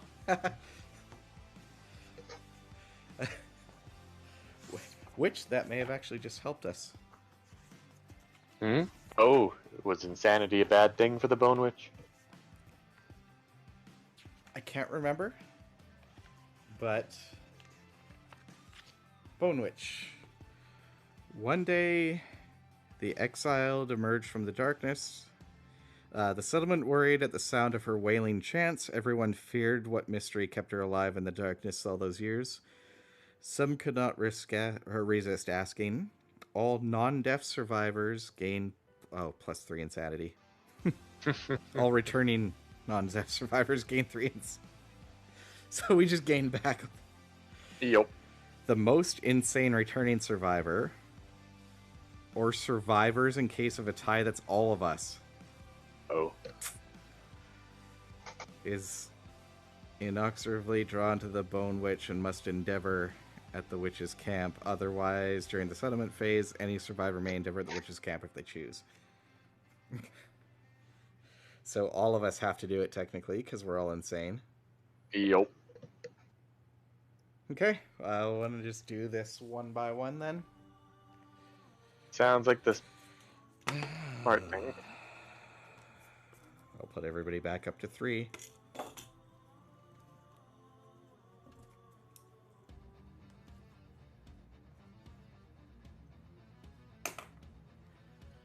Okay, I guess we'll just do the normal order and take turns doing it. Oh, which one do I want? Alright, so red first.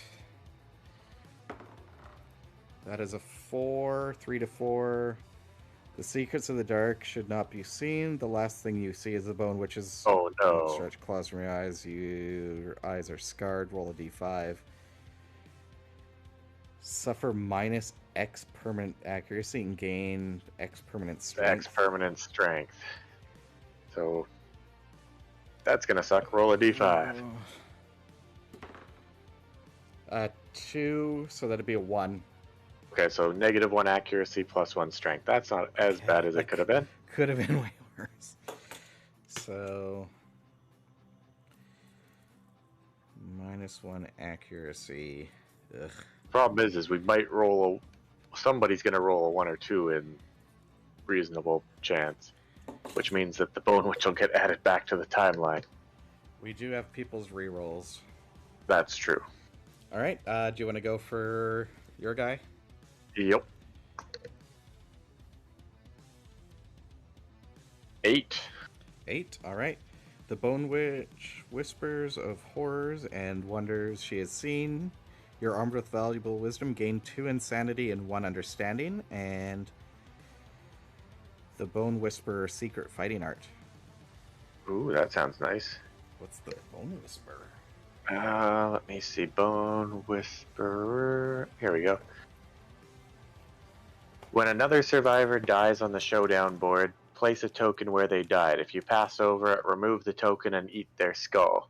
Heal your survivor and roll 1d10 plus your hunt XP. All right. So you do technically have to lose 1 though to gain this new one. Yeah, I'm not going to do that. Oh wait, I have to, don't I? Yep. That sucks, because honestly, this one's only good for someone who has really low hunt XP. Because looking at it, when you eat a skull, you roll a d10 and add your hunt XP to the roll. If you get a 1 through 3, you get +1 permanent movement speed and evasion. On a 4 through 8, you get a +1 permanent strength. And then on a 9 through 18, okay, so I guess it's not too bad. You get a fighting art and +5 survival. And then 19 plus, you run away into exile and after the showdown are gone forever. Yeah. Alright, but I'm just gonna, not eat people's skulls. So I guess I will give up. I'll probably give up Harvestman, because it actually can be problematic at times. Alright. That was the running around one? Yeah, but the one where I get -1 move token every time I'm knocked down. Yeah.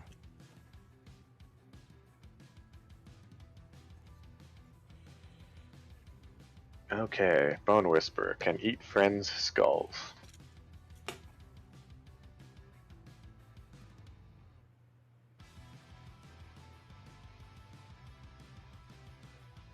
Jeeves Prime now gets the caption of "I eat dead people."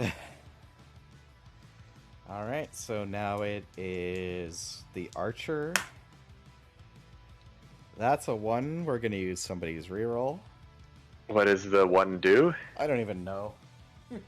I didn't even read it. So the Bone Witch will never forgive her XL. She attacks. You manage to escape, but the wounds inflicts continue to burn. The group may spend 3 endeavors to save you, otherwise you die. Departing survivors are haunted. They lose 2 survival and gain 3 insanity at the Bone Witch 3 years from now. So we're going to use a random person's reroll. Sounds good. And that is a 10. Nice. Oh, he also same thing as my guy. Yeah. +2 insanity, +1 understanding, and Bone Whisperer secret fighting art.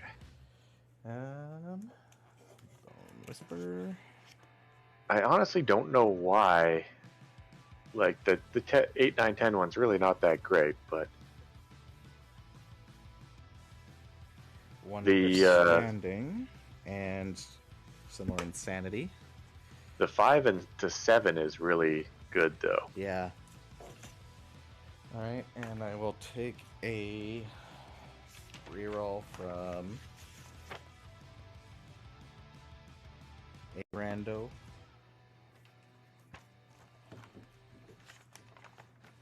Hold on. Oh no, we don't have a guidepost. No.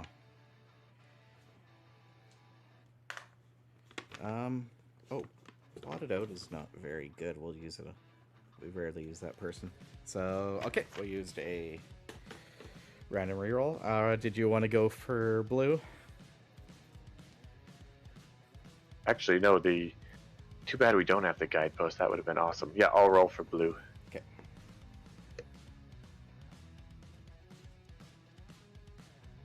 We need to use another reroll. Okay. Do you want to roll again? Yeah, because I rolled a 2, so that's going to be the whole kidnapping and murdering thing again. 3. That's not a 2. Yay. This is the blinding them, though, I believe. Isn't it? Yep. 3 through 4. All right. So I roll another 10. And watch me roll a 10 this time. -5 accurate. Oh, wait, no, half that. Half. Round up. Oh, wait, is it round up or round down? 1, 2, 3, 4, 5. So that'd be 3. -3 accuracy, +3 strength. Ooh. All right, well, that sucks.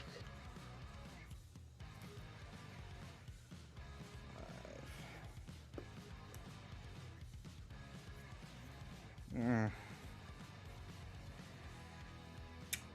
That was a guy going for fist and tooth as well. Ugh. Oh well, it happens. Yep. Oh. I mean, if he ever manages to hit something, he's got a really good chance of wounding them, but... Yeah.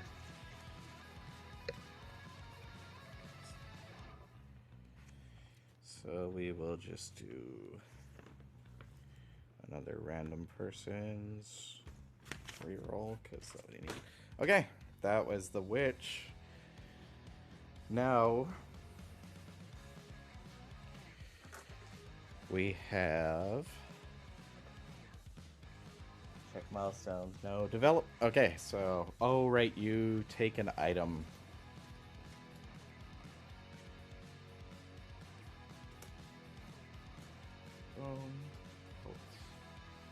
Tooth, gums, shank bone, a pelt, bladder, steak, bone, fresh acanthus. So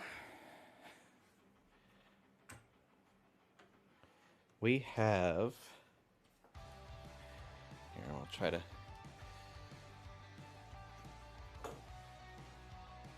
So we have the mystery meat and an acanthus. We have the perfect organ. Then we have some muscly gums, a bladder, and a beefsteak. 2 generic monster hide, and then 2 pelts. Then we have 3 shank bones and the large flat tooth. You steal 1 item. Yeah, I'm not fussy. Is the bladder useful for anything, or? That was to get face paint, but we already have that. You could do The shank bone, I don't know if there's much we can do, and we already have 3 of those. What do we have in our inventory? I don't even have that up. Alright, we already have 1 beast steak, 1 large flat tooth. We want a second one so we can make a pair of guitars. Yep, we're keeping that. We are actually out of shank bones. We used them all up last time. What do we have just generic-wise? Like, how many bones, 2 how bones, many hide? 2 hides, 2 organs, 6 scrap. Okay, so we definitely want to use 1 steak, 1 generic hide, and 1 bone to endeavor, or to innovate. So we'll just do that right away.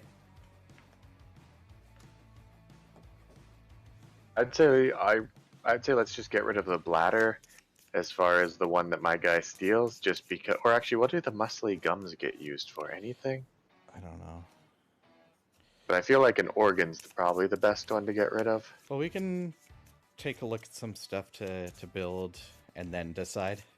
Sure, makes sense. Okay, so we pick 4 and choose 2. Wait, don't we get more than 4 now? I thought we got, because we got that other thing that gave us more. That was what brought us up to 4, because normally you get 2. Right. Okay. So yeah, Ooh. then the Ooh. Symposium gives us 2 extra innovation cards, and then nice. Heat. We need that to build a bunch of shit. Yeah. We have family. That one was kind of meh. We have records. That's the one where people, you have to... Right, yeah, no, don't want that one. Not yet, at least. And pottery. This one, survival limit, fermentation. Spend an organ and gain a love juice. That's kind of nice, Spend but... a herb to gain 1 basic hide. A herb resource. That's weird.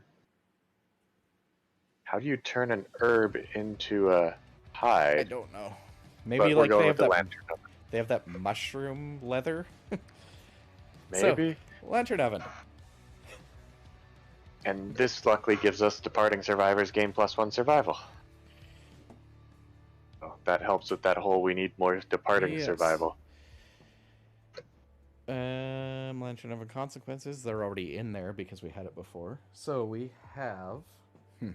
This may change what we decide to... Oh, where's all my...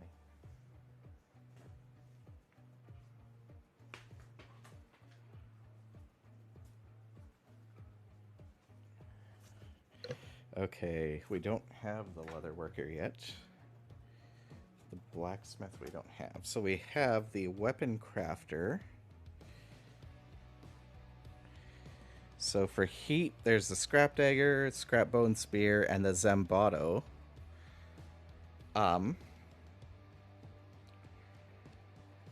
That's a great weapon, I think.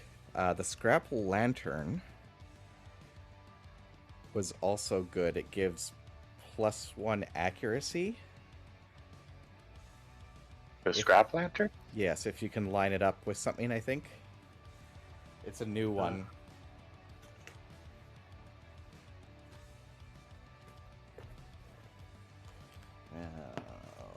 Oh, yeah. Oh, no. Yeah, no, it's not in here yet. Leather. Because we have that perfect organ, so... Yeah. Oh, Survivor's Lantern, Survivor, Potion. Whistling Mace. It should be in here. Oh, Scrap Lantern, there we go. If you have a red and a blue, you get... +1 accuracy and gain a survival when you depart. Okay, that's pretty darn good.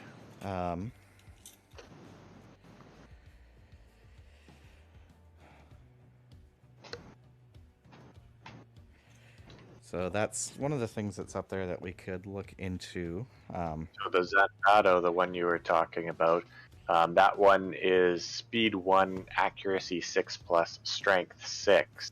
Yeah. Gains devastating 1 if you have a green and a red. Yep. Whenever you inflict a wound, inflict one additional wound. Yeah. But it is frail and slow. And then later on you can calcify it to a 1/5/8 and no longer frail. Okay, interesting. So yeah, 1 chance to hit, but you can do 2 wounds with it, which also means you only draw 1 card, so you're only doing 2 wounds on 1 card kind of thing. That's actually, yeah, that's pretty darn good, actually. So there's also the scrap sword.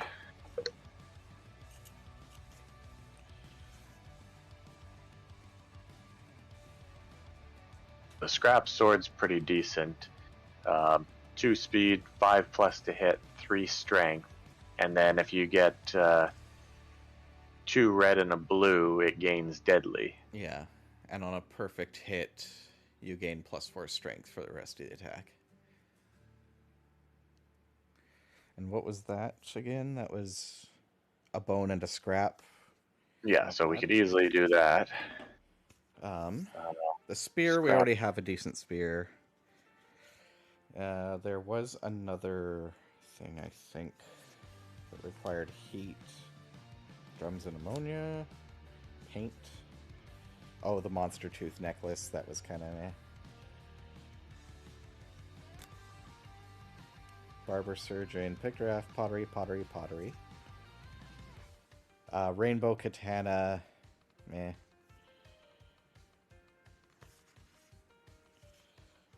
But we could also... Where is that? Weapon crafter we have. Leather worker, 3 hide and organ, but we can't do anything with that. We don't have the... Right, because we don't have the leather worker because we don't have ammonia, right? Yeah. Where is... How do you get the blacksmith?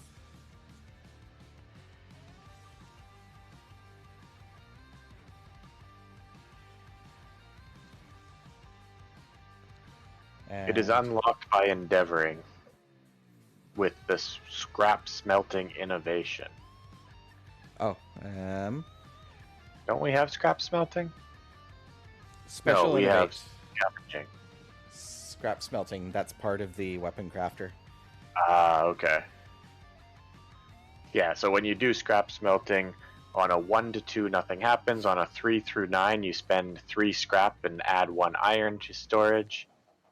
And then on a 10 plus, spend 3. What?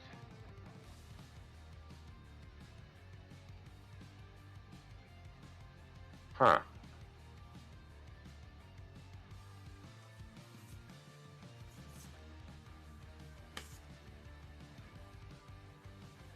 Yeah, if you can find that innovation, because on here it just almost sounds like you just can build the blacksmith once you have that innovation.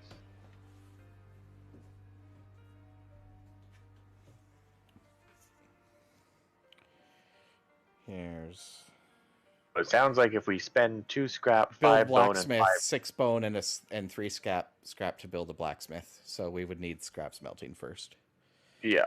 Yeah. Okay. Although, like, it gets expensive because it looks like you spend 2 scrap, 5 bones, and 5 organs to get scrap smelting, and then you spend 6 bones and 3 scrap to get a blacksmith. Yeah. Oh no, scrap smelting you just do.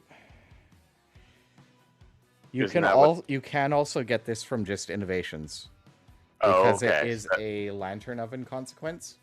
So it's in our deck, it just hasn't shown up yet. Right. So we can either build it using that special innovation, or which is really expensive. Get it by chance. Right. I think for now we'll wait. Yeah.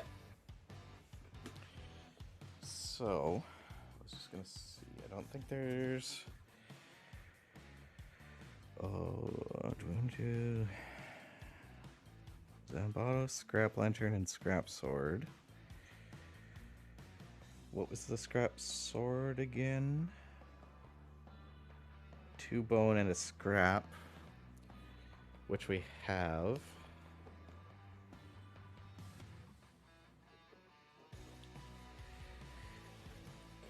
What do we have for the bone? The bone blade is a 262. This one's a 253. A little bit better, but barbed.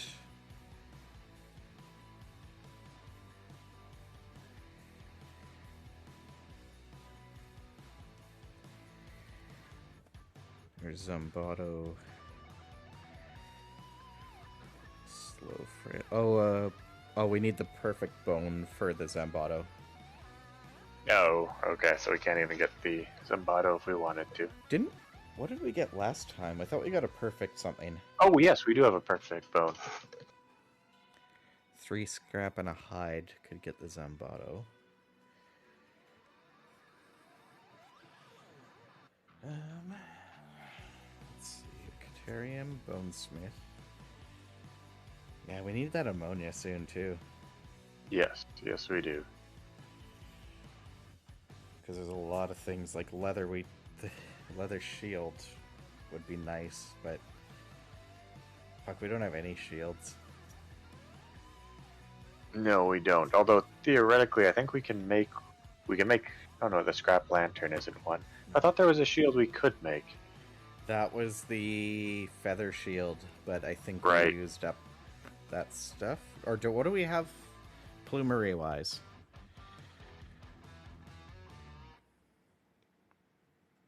One phoenix whisker, and 1 small feather. Yeah, we need 2 small feathers and 1 mucculent dropping.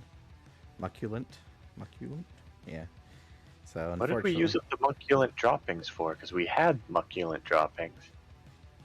But I guess we just used them up as an organ. Yeah, probably.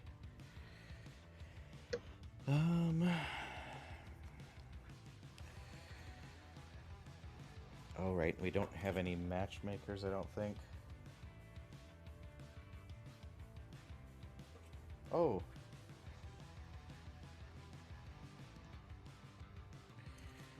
He got courage, I think, prepared. Yeah, because it was on the hunt that he got that.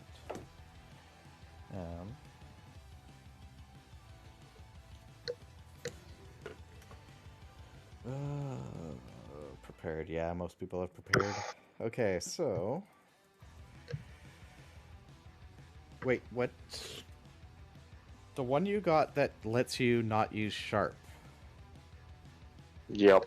Does that count as great weapons? Let me bring up the thing again here.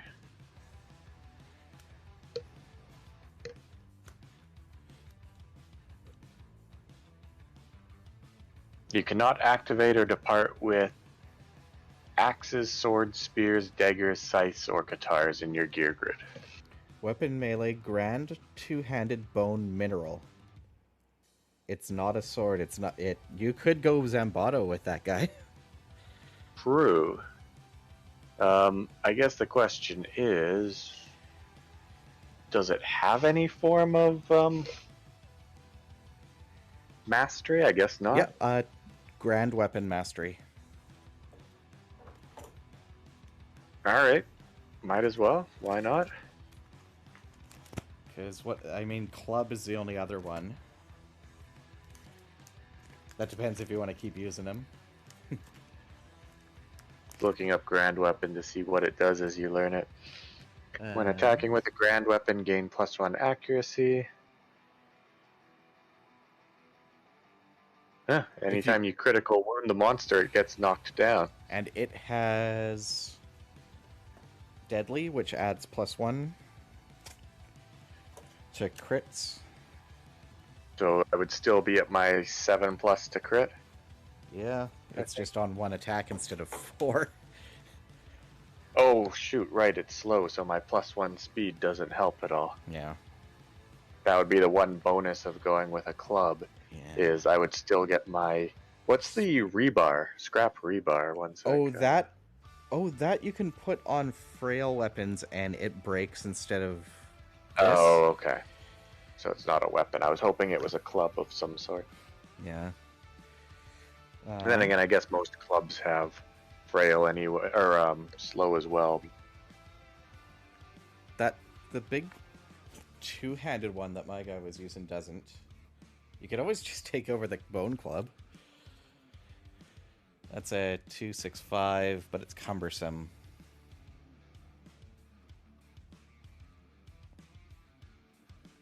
Yes, would get it as a 365 Versus which isn't bad. Zambato. But yeah, it does have the devastating. Slow, frail, deadly.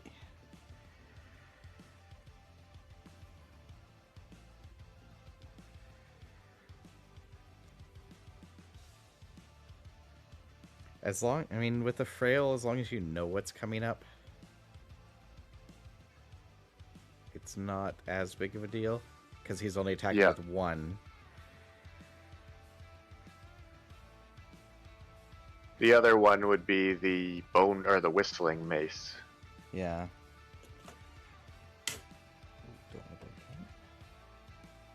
But then again, I seem to have bad luck with rolling ones, so whistling mace would not be good. Skullcap hammer, counterweight axe. You can't use axes. Depends. Could use whips theoretically. Yeah, but we don't have any ammonia. Right, and all the whips require ammonia. Okay, well, do we have all the ingredients for the Zambato? Perfect bone, 3 scrap, and 1 high. We had the perfect bone before. Yep, we have the perfect bone. We've got 3 scrap because iron counts as scrap. Although I guess it's a question: would we want to waste iron on that? Because right now we've actually got 5 pieces of iron. I don't know how we got those, but I think picking them up because my guy had the +2 to rolls. I ended up getting a bunch, like 2 in one fight, and. But yeah, so only one of our scrap is not a piece of iron, and if it takes 3 scrap to make an iron, we can scrap scavenge. Yeah, fair enough. Although, I mean, each time we do that, we only gain 1. Possibly 1. It's still something we could... Yeah, fair enough. Gain a courage. I mean, I guess I could try that with my guy here. Oh, yeah, did you want to try the trepanning first? Yeah, I guess really we should try the trepanning first, because we should find out whether or not that my guy's even worth using in the future. Oh, right. Never mind. If I do the trepanning, then I just don't even have to switch weapons. Yeah. All right. Let's take a risk. What was that again? Trepanning. Trepanning strain? Search. Inner lantern. Paint. Accept darkness. It's at the barber surgeon. Oh. Right. It was at a location, not a... Blacksmith. Kelsey. Lantern Award. Skinnery. Stone Circle. Organ Grinder. Barber surgeon. There we go. So yeah, I have a 30% chance of something bad happening, and a 30% chance of what I want to happen, and then a 30% chance of curing the bad thing that could have happened. Yeah. Well, let's go for it. But even if you do get the 10, you get a random disorder and you can remove one of the other ones because you're maxed out now, aren't you? Oh, is 3 the maximum for the disorders? Yep. Oh, nice. All right, going for it. And I did it. 4. Cure 1 disorder.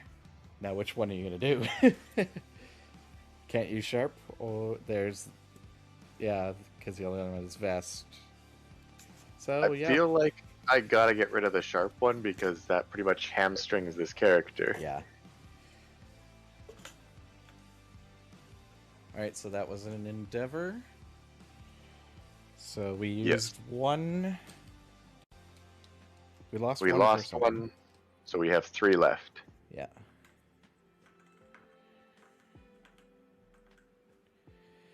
Do we have... Oh, so let's get...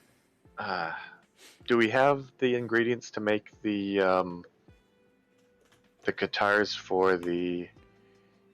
with the flat tooth? Yes, but they don't have deadly is one of the things.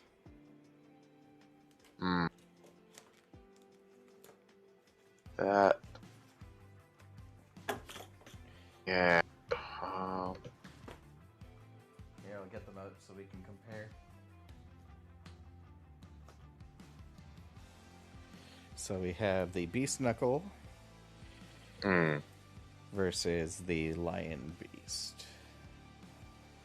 So slightly better chance to hit, slightly better chance to wound. Huh, yeah, now that we finally did it, I'm not all that excited for it. Because, yeah, that deadly is really... I mean, I don't have too much trouble hitting people or wounding them. I mean, it's going to get harder as we do level 2 guys. Yeah. But having that extra towards crits is nice. Yeah, I'll keep the lion beast guitars for now. Okay. So, we'll keep the lion beast. What other endeavors can we possibly do? Or what else do we want to craft? How much was the scrap sword? 2 bone and a scrap. We've got 1 scrap. We've got lots of bone. Yeah, we can get rid of the shank bones unless we need something for them. Nope, nothing that I'm aware of. Would be more of a stone circle, I think. Bone pouch. Lance of legendary horns, nice. Shank bone for the elder earrings. And the bone earrings. What were the elder earrings? Which one? The elder earrings? Those were the ones where as long as everything in your gear grid had the bone keyword, they gave you a bunch of bonuses. I think that was the bone earrings, the elder Oh, earrings. okay. On arrival, gain 2 survival. During the aftermath, gain +1 hunt XP. So an extra hunt. That's not so great. 2 more survival, but it has a red, a blue, and a green. I'm just trying to see if a scrap lantern would fit on my gear grid anywhere. I was kind of thinking, because my guy lost 1 accuracy. Yeah, fair enough. So we can just carry a lantern around. That makes sense. We've got the perfect organ, so yeah, I'd say let's give it to the guy who got the -1 accuracy, and that undoes that for him. Because I can switch it out with the stone noses, because I just want to do part gain a survival instead of on arrival gain a survival. And +1 accuracy, I have the affinities already. So that will negate my bad thing. So that was what to 1 scrap and the perfect organ, which we had. I'll put that back. And take out the generic scrap. Okay. And do we want to do the scrap sword for blue? Sorry, 1 second. I'm just trying to find... Where is... Oh, broken lantern. There it is. Okay.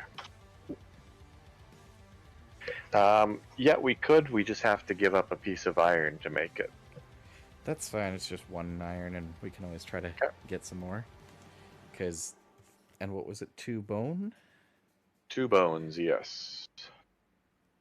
Did we... We've got...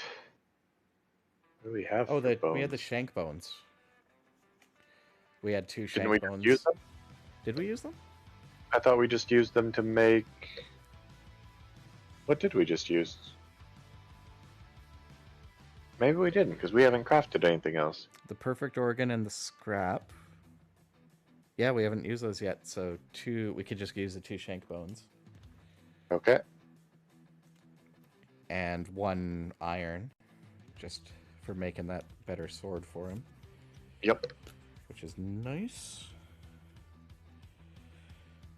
Now, if I can connect another red, it would get deadly.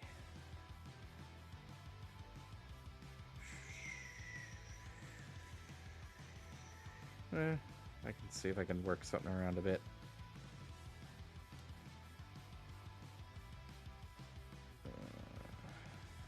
Paint? No, probably not.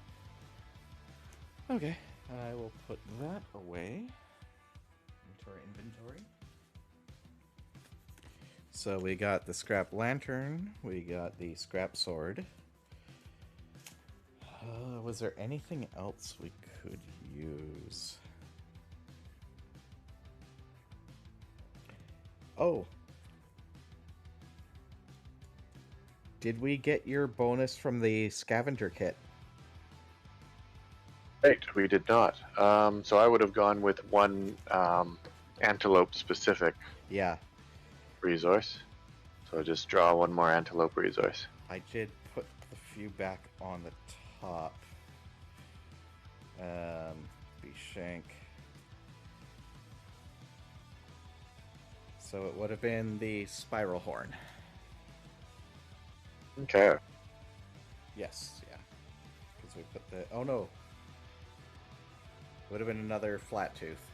Because I never put that one back. If we're going in the order it was in. And we still have to get rid of one for... Rid of something for,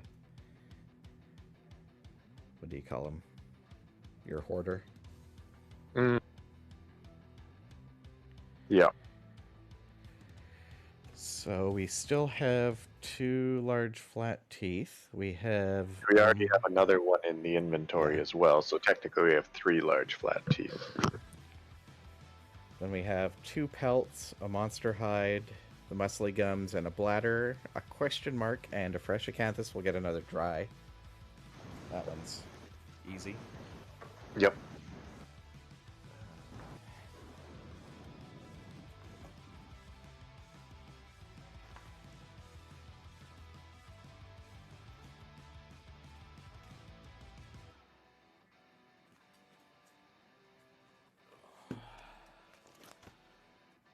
I really need markers in this book to remember where everything is.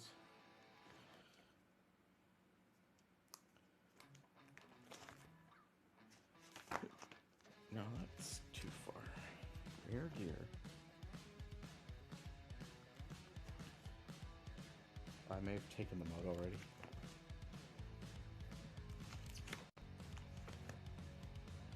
Oh no, it's not barber surgeon. Stone circle?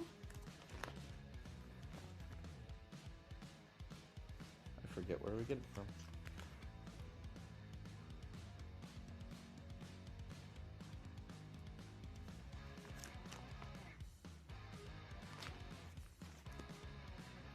Oh, there we go.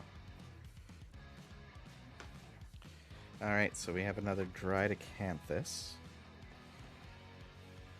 Although everybody's pretty full, but it can just go into our inventory. Our stack of stuff, yep. So that if we do end up using up our current dried acanthus, we can replace it. Has it right now. Red has 1 right now. Okay.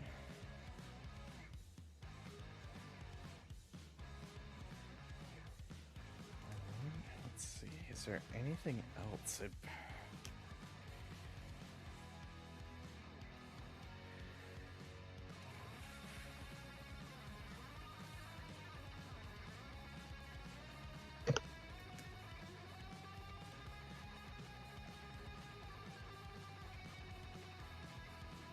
We didn't take the Zombato. Oh, Bone Club is still in our inventory.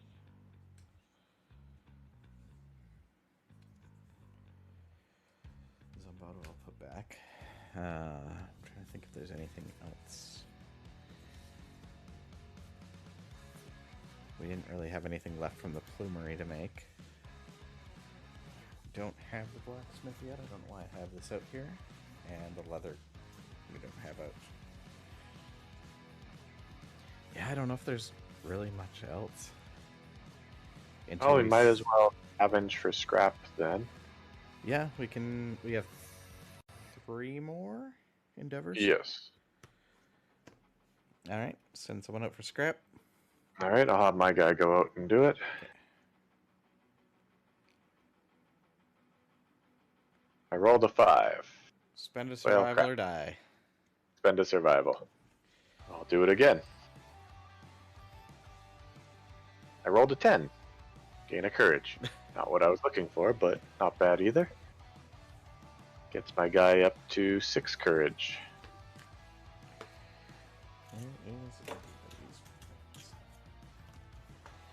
All right. Courage. Did we have anything else we want to endeavor with, or should I try one more time for scrap? We don't have matchmaker. We don't have a love juice. I don't know if there's... I'm trying to remember, what's the full process for making babies again? You have to go to the augury and have a chance to make a baby through that, and then you do the roll for making a baby. What's the rest of the augury stuff? That is... Oh, come on, where did I put everything?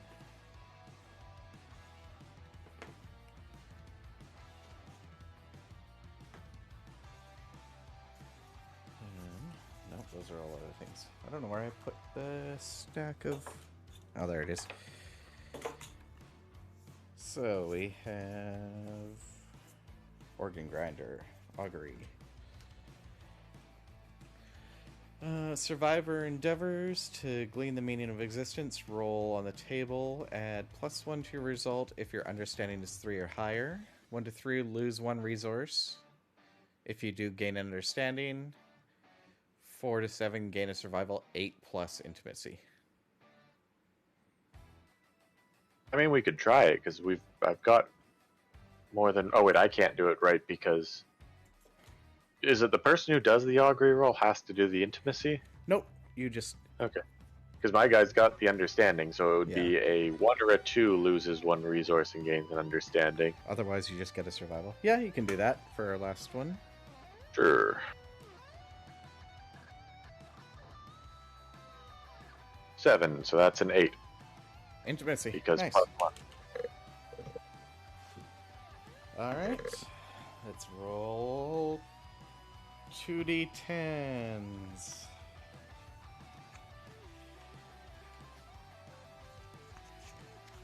A 7. Okay. Crap. And a 2. I think we need to use a reroll. Yep. I'll take it off a random person. Okay. Oh, seriously? 4. How bad is 4? 4 is new survivor kicking and screaming. Gain 1 population. Okay, well, guess that works. Just a plain old survivor. Yep. I mean, they still get the +1 strength, +1 whatever from survival of the fittest and all that, but... Yeah. So we now have 15 population again.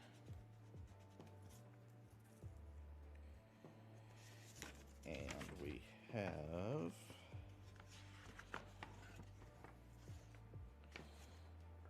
1 to gain an understanding.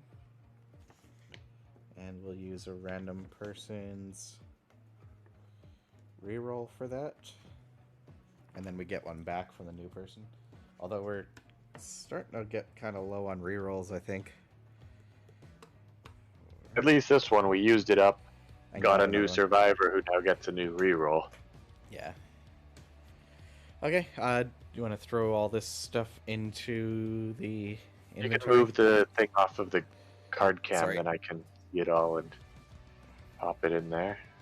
And the lantern oven as well. Okay, so 1 question mark a bladder. A muscly gum.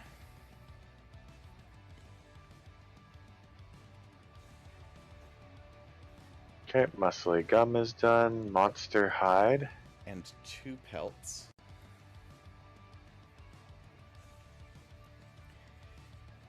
And 2 large flat teeth, but we do have to remove one for your hoarding. Yeah, so 1 large flat tooth, so that makes us have 2 large flat teeth. And we can get rid of the other one. Yeah. And there we go. That looks like it. So we've now got 3 bones, 5 hides, 4 organs, 4 scrap, Okay.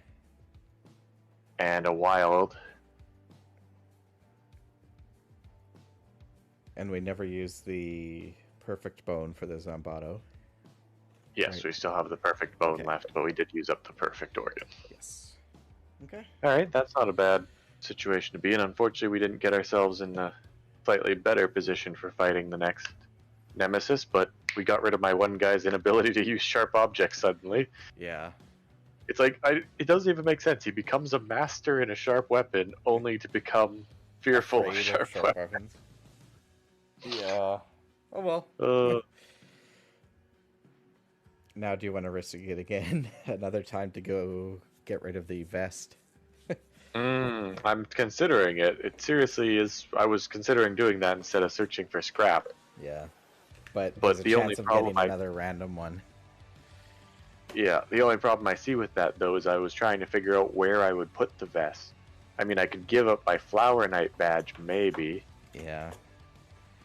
But I've honestly got a whole bunch of stuff that I just don't know. I mean, I could give up my scavenger kit, I guess, but... Yeah. And you'd probably have to lose the monster grease and because you want the lucky charm. Right. Yeah, so I don't know if I would actually want... At this point, I don't know if I'd want to go back on the Vestophobia. Yeah. I think I fully embraced the Vest's evil. There is a thing you can get later on where if you're not wearing armor, you get bonuses depending on certain things. I forget how you get it. It's like crystal skin or something like that. But think I need the one thing, whatever that one comedian said, the opposite of a vest, where it's just sleeves. Yeah. I think it's when you get to full understanding. White Secret. Was it White Secret? Or was it Courage? Actually, no. Crystal skin is from mineral gathering. Oh, maybe it wasn't Crystal Skin then. Every survivor with a pickaxe rolls to the mineral gathering table.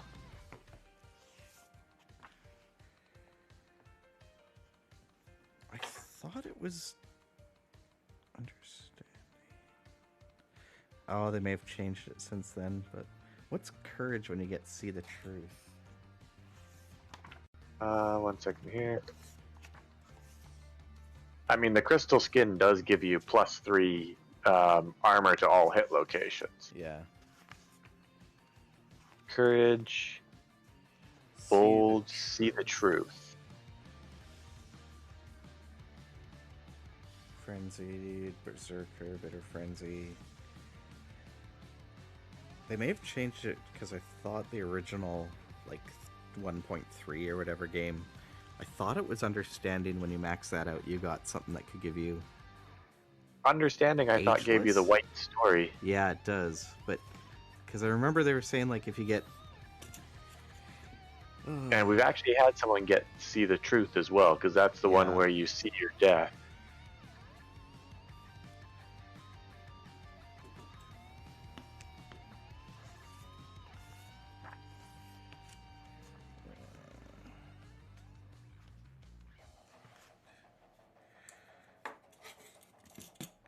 Oh, we haven't done White Secret yet. We did White Speaker.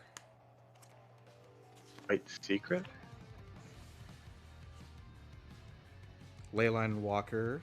Well, there's no armor in your gear grid, gain 3 evasion. Oh, that would be epic. Yeah, it's a 9 or 10. 1 or 2 gets Ageless. You may hunt if you're retired, and when you gain Hunt XP, you decide whether or not to get it. Oh, interesting. And if because we're romantic, a 1, 2, 3, or 4 gets that. And then a 5, 6, 3 through 8. If you don't have barbaric or romantic, you get quixotic, which is I think the one that one of our guys has.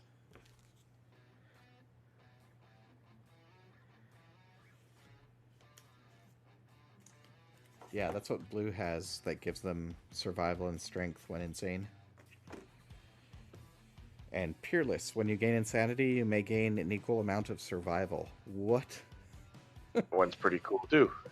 And then yeah, Leyline Walker. You gain extra sense, fighting art, and Leyline Walker +3 evasion when you're not wearing armor. So, White Secret is good to get. Yeah. That. So what triggers White Secret? That is understanding. So okay. For some reason, I thought the understanding was the whatever story or whatever the White Speaker. That's the White Speaker. I guess we got Did we have anybody who got understanding? Because we got the White Speaker from something. No, White Secret is courage because it says 9 is bold, or 3 is bold, 9 is White Secret. But then when I searched courage here, courage is bold and then see the truth. Oh, okay. Understanding is insight, then White Secret. Oh, I've mixed those two up. Okay. I could have sworn we had someone who hit 9 understanding and then we did White Speaker. We may have mixed those up. So what triggers White Speaker?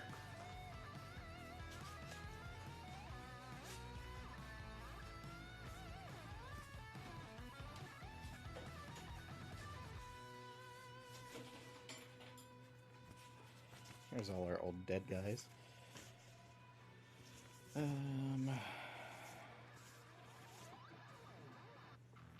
Yeah, I think we mixed that up because I seem to recall it was an understanding thing that did that.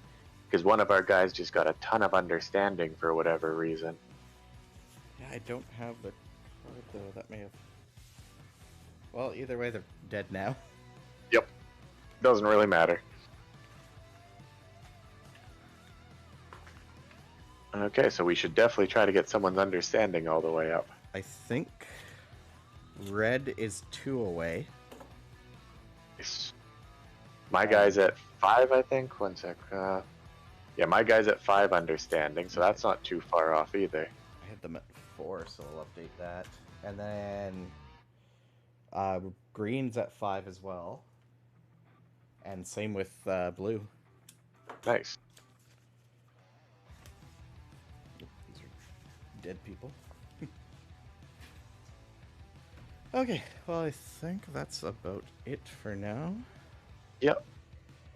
Seems like it. All in all, not a bad round. I mean, it definitely had some downsides, but yeah, got some good stuff to counter it. Your -1 accuracy went away. My fear of sharp objects went away. Unfortunately, oh shoot, we have 2 hoarders. Oh, yep, we got to get rid of another one.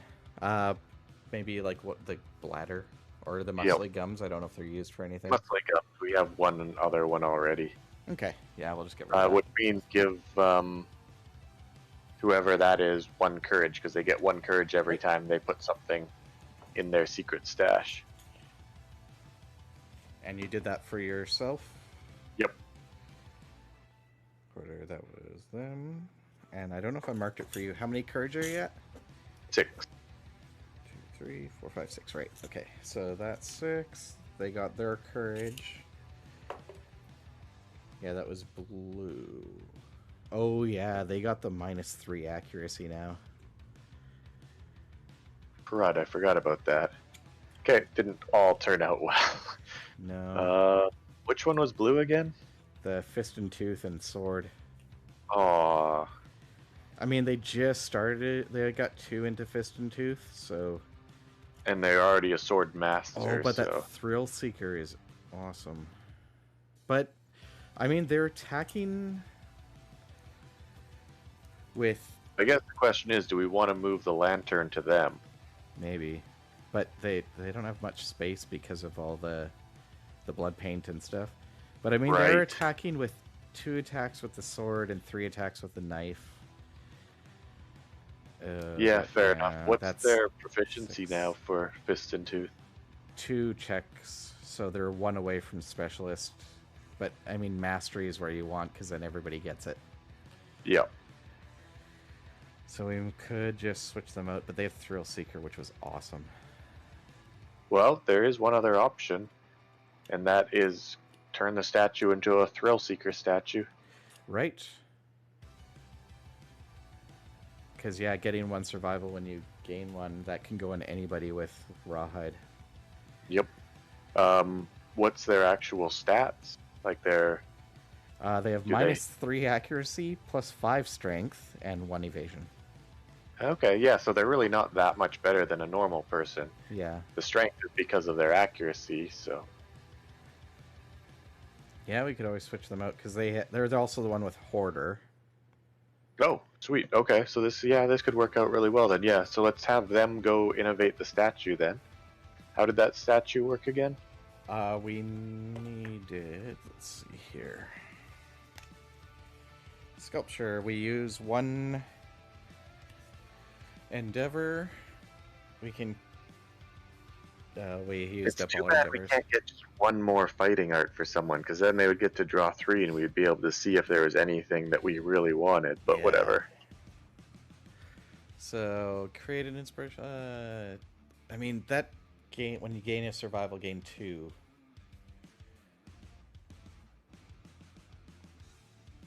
Although I don't know how much longer Rawhide's going to be useful. That's a good point. Because, yeah, there's like some really good ones out there. Like Ambidextrous is amazing. Yeah. We can hold on to it for a bit. We can... It's going to be against the hand. So we could send some generic people out for that. Yeah.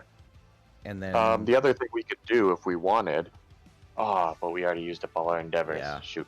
So I was going to say, the other thing we could do is we could always age up a couple people so they hit their first year, because then they'll get fighting arts. Oh, yeah. Next time. Yep. Okay. Okay, well, we'll keep it in mind. I'd completely forgotten about the statue thing for a Yeah. bit there. But yeah, I think we'll send out a group of randos next time and against the... Well, right, because this is the one where there's really not a good way to beat him, isn't it? Yeah, you basically just have to keep taking hits. And then survive. Okay. Alright, well, let's call that then. Alright, well, I'm gonna end this stream.